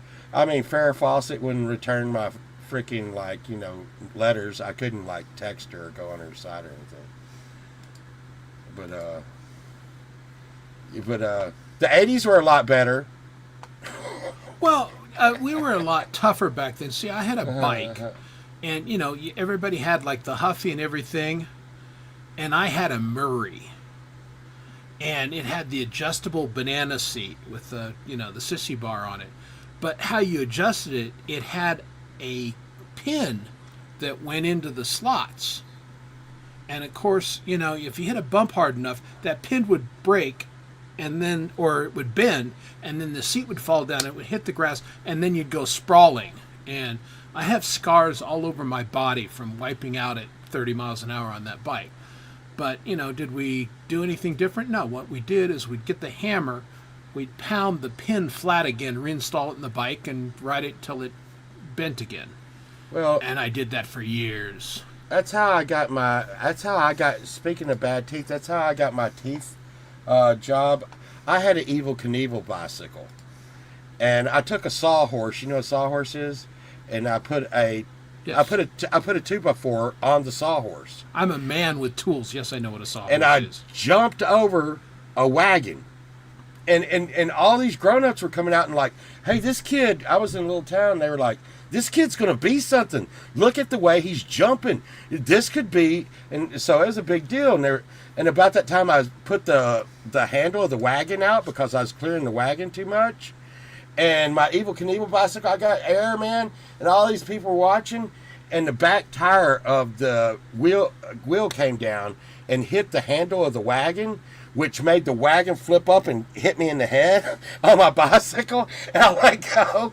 And then I just ate the sidewalk with my mouth. So that's how I got so beautiful. Yeah, that happens. Yeah. Well, as it will. And but the Evel Knievel bicycle was really nice on the nuts. Yeah. Did you see me do the jump about a year ago in the Donkey Kong? I did. And that almost tore my balls off. Well, this is the thing. It's given my youth and all the bikes and everything. It's amazing that I actually fathered 2 children. Yeah. What's up with those seats? I mean, who designed a seat that would just, if it wasn't going up your ass, is ripping your nuts off? Yeah, somebody who hated testicles. Yeah. That's all I can figure. And the Evel Knievel had a bench seat, like a motorcycle. Yeah. But it made me feel extra cool when I got out there in my leather jacket that I got for Christmas, and I was the Fonz, Yeah. Yeah. But there was no Pinky Tuscaderos out there where I was, so... Oh, and why would there be? Wait, no, Pinky Tuscadero, that was, Richie Cunningham's. What was, Paula Kazumba or something? That was Fonzie's girlfriend? Paula Petrolunga. Yeah, and she died in a derby crash. Oh man, okay. That's Fonzie. That was Fonzie's girlfriend, man. Oh dude. Yeah. Oh Fonzie. oh, Fonzie. You know, and then he jumped the sharks. He jumped the shark. You know. Well, that's the funny. The epitome of fake cool back then is now he's an old Jewish guy doing commercials for eye disease. Oh no, Fonzie. Yeah. I bet Joni. Does Joni still love Chachi? Who knows? Probably not. I bet she'd be. Fuck. You forget you, Joni. Freaking Chachi. Chachi loved you. Wait, no, it was Joni that loved Chachi. I don't know how Chachi felt. Chachi could, Well, he was keeping his options open. Well, Chachi was with Pamela Anderson. So, I mean, Is that right? Yeah. He was one of the first ones to date Pamela Anderson. I pay so little attention to celebrity stuff. You could tell me. Chris, don't act like you didn't get Teen Beat. I didn't actually. So. Yeah, I seen your Michael J. Fox fold out. No. And I read Cream back in the day. I did read Cream. I would save my money to get the heavy metal magazines. Anything that had Kiss on it, I would be mowing. I would be mowing some yards. Well, that's it. You and Dom, big Yeah. Cass fan. I didn't even think they were real people. Went back when I was Well, young. you know what? You could make that case still. Well, now you get those tell-all books, and you're like, oh my god, Yeah. what? That was going on when I thought they were like superheroes. No, they're real people. No. Yeah. Don't meet your idols. They always say, and I think there's something to that. Yeah. I met Ace Frehley one time. I didn't meet him. I briefly met him in a topless bar one time, and I think he was like, "Get everybody away from my table." I was like, "Oh, okay." How does Ace look topless? I don't know if it was working for him back then, because he didn't look good. Okay. Well, no, let's face it. Paul Stanley is the most attractive member of Kiss, and he's not that good looking. The rest of them, Well, yikes. I'm going to just tell you this. My favorite growing up was Ace Frehley because he was the spaceman. I liked his costume the most. But as an adult, I realized that Paul Stanley, the Kiss is Paul Stanley. Yeah. I mean, Kiss is Paul Stanley and his backup band. Did I just say that live? Yeah. Don't sue me, Gene. No. Yeah. Well, you don't have money, so Gene is not interested in you. Gene, no. hang on. Hey, someone's at my door. Let's see. Hey, Gene, no. Wait. I didn't mean it. I didn't mean it. You are the talent in the band, Gene. Oh, that's bad. And when Gene's upset, and we make up, he just licks me. Okay, well, fair enough. Yeah. Yeah, you ain't missing much, Wendy. Has not attractive men. Yeah. The moon has less craters, and I think that's from the makeup. But wearing that heavy theatrical makeup every night for decades, probably didn't help. But I was at a estate sale the other day, and I came across their first album for $1. Oh.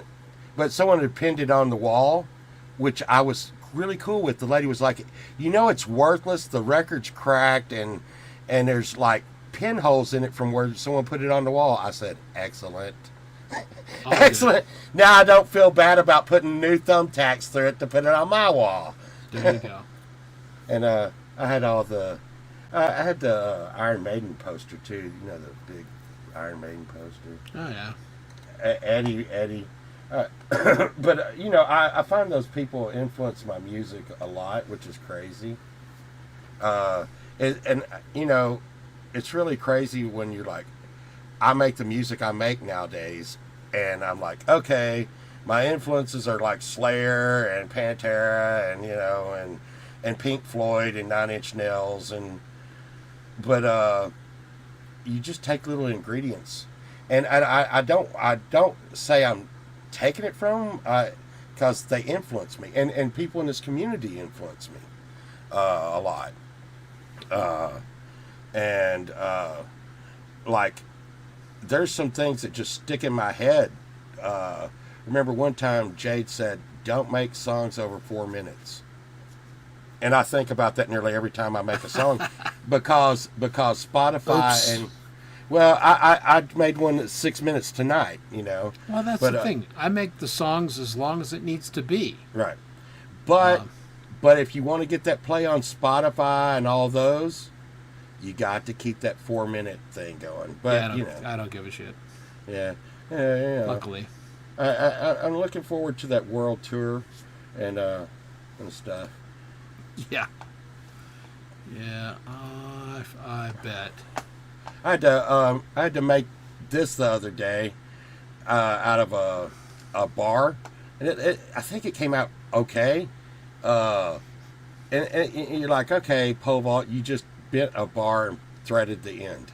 Well, But I could not find a bar for a Kaler tremolo system anywhere. From the 80s, I could not find, so I just like, okay, get the thread size for it, get my tap and die out, bend it, and just make a trim bar. That's that's the bad thing about some of these 80s guitars. If you need a piece, it might not be there. yeah, no, some of that stuff is hard to find. And I mean, when was the last time you saw a Kaler? Think about that. And you could have told me back in the 80s that Bigsby's were going to be bigger than Kaler, and I'd have been like, get out of here. But now I see more Bigsby's than I see Kalers. Yeah, no, I haven't seen a Kaler forever. Yeah. It probably was early 90s last time I saw one. They're still in business, but they're so expensive. Yeah. They're very expensive. But, yeah. I'm not a whammy bar guy, never was, so I'm good. Like my Strat has never had the bar screwed in. It's in the case. It's never once been on that guitar. Just not my thing. I got an offer tonight that was kind of crazy. American Strat for that mandolin. And I don't know what to even do about it. Because I got Strats. And I got 42 guitars. I have one mandolin. And yeah, and it's kind of a cool vintage one. Yeah, that's one that, if you needed an American Strat, maybe, but I don't know. Yeah, I got one. But God, and I don't even know why I like them, Chris, because I really don't like them. I just lost half my audience. But it's not the I love the feel of Strats. I love the play of Strats. I love everything except for the single coil. The single coils seem to have like a hum to them, like. Well, they do, because that's they're single coil. That's why humbuckers were invented. The hum. Yeah, because they want that hum and they want to buck it off. Yeah. But yeah, I use my Strat all the time. I use my Tele all the time.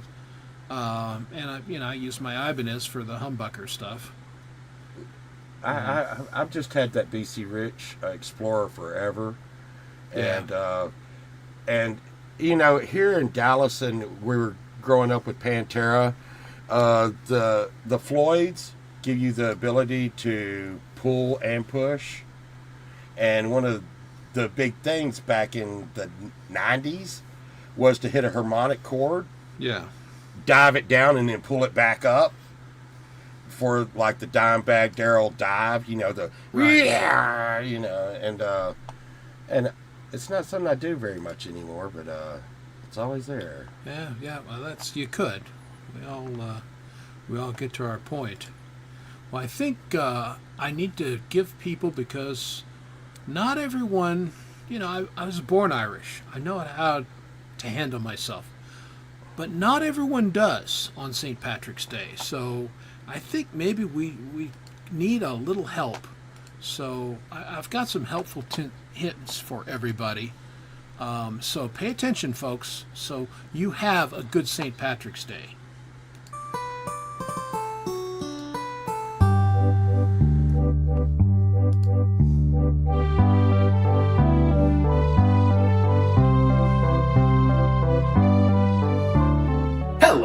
everyone.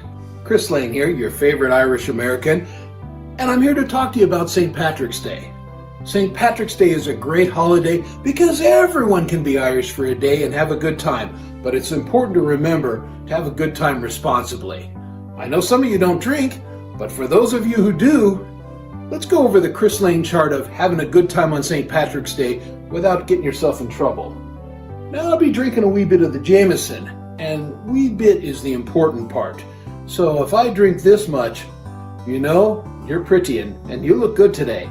Now if I drink this much, you know, I'm pretty and I look good today. Get down in here and I can sing and dance with the best of them. We get a whole lot further and maybe I start thinking somebody wants to fight me. Get anywhere in this area and I think the cops want to fight me. And anywhere here, this is the danger zone. I'm fighting the cops, getting tased, and going to jail. That's no fun. So let's keep it up into the we can all sing and dance and have a good time together. Faith and Begorrah, everybody, and happy St. Patrick's Day.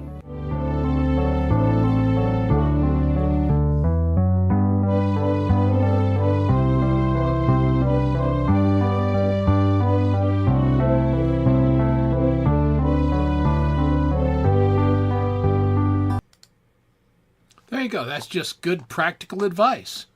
Oh, yeah. I hate to be that one. I hate to be that one. I'm one of those people, Chris, that I can keep going as long as I'm drinking. Yeah. And some people don't know I'm drunk when I'm hammered, but that usually means I'm blacked out and we're going to end up in Mexico. Yeah. Making you know that guy that's making like, bad decision. Yes. Yeah. Yes. And it seems logical. Like, look, Chris, look, we can go to the pawn shop, and what we're going to do is we're going to take these beers, and we'll get in my truck, we'll pawn your car, we'll get the money, we're going down to Cabo, we'll sell these beers for like enough to get your car out, plus enough to party all night long, you know, and it'll seem logical at the time. Yeah. But it's a not. bad decision, yes. So I actually told my brother yesterday, when you go out and drink, make sure you have a posse with you, and Yes. at least one sober person.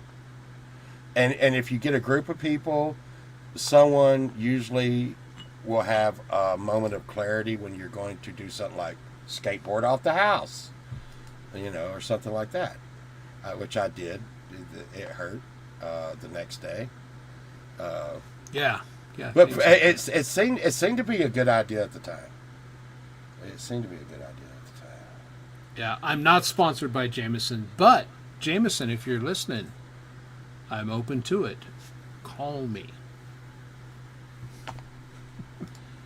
You know, I mean, again, we're trying to get Gary sponsored by the Red Anchor up there, the local brewery, and he drinks it every week, and he likes it. And I mean, they should sponsor him. I haven't gotten anybody sponsored yet, but I've wrote in. One time I wrote into Donor for Axe and said, "Hey, y'all guys need to pick this guy up. You know, I mean, come on, y'all really. This guy's out there putting y'all out there every freaking day, and not a lot of people are doing that. Okay, That's right. And then I wrote IHOP for Michael Songs. I mean, can you think of a better pancake song? I mean, they need to be all over that. And I mean, and I told, you know, like I said, we'll just ask for a shit ton of money. Or I think Michael said he would settle for half a shit ton of money. But, Yeah. I mean, that's a great song. And Valerie Bott wants to be sponsored by Yeti. Puts their stuff out there all the time. And like, it doesn't take a lot of money to sponsor one of us. Money at all. Hey, I'll send you a free Yeti cup. Can you say something nice about Yeti? Yes, I can. Here you go. Hey, I love Yeti. I would like to get I would love to get a good guitar, like a signature series guitar. Because I play guitar so shitty. I'm thinking about First Act though. You know, the First Act pole vault edition, limited edition. Yeah. Yeah. Somebody told me they made a good guitar once. I don't know. You never know. But I like, yeah. But I mean, I don't use that Kaler very much. But they're still in business. They're still in business. Need a drumstick sponsor. Yeah, no, yeah. Look at these. I got these the other day. I got these for $1 a piece. I don't even know what the F they are. It's Vic Firth. Yeah, no, I know exactly what those are. They kind of make a tappy sound. Yeah, yeah. They're very cool. I like $1 a piece. I'm in. What up? Yeah. But no. But I just get rando shit, man. I don't know what's going on. Rando indeed. Yeah, but these are the ones I usually use the most. The mallets. On the bongos, these sound really good. Yeah. Yeah. And I'm no Mr. Smith, that's for sure. I don't know what else going on. Well, only Mr. Smith is Mr. Smith. Well, is he really? Well, yeah. I mean, Who for knows? all we know, he could be Mr. Jones, fronting as Mr. Smith. We don't know, I knew it. right? I knew it. Something to think about. He could have been Mr. Jones all along, and he's just screwing with us. That Mr. Jones. Always damn up to Mr. something. Jones. Yeah. Well, I will tell you what, because you tell me what, I'll tell you what. It's been great having you here, and it's been a fun St. Patrick's Day. Yeah. I want to thank everybody for coming. I want to thank Pole Vault. I want to thank G-May for dropping in. I want to thank everybody in the chat. And we're going to keep doing our little St. Patrick's Day thing all weekend long into Monday. So I will see everybody around the chats. I'll see you in your show tomorrow, Pole Vault, and all the great Friday entertainment. And I think we'll go out with the right song for this particular... Oh, and he lost it. God. Where did it go? Where did it go? This is such a professional show. Don't you love that? It's the best. Okay, no. Stop. There we go. We're going to ship you out of this show, and we're going to do it by doing our friends, the Dropkick Murphys, shipping you off to Boston. So thanks, everybody, for being here. We'll catch you tomorrow. And Faith and Begorrah, have a good day. Later, everybody.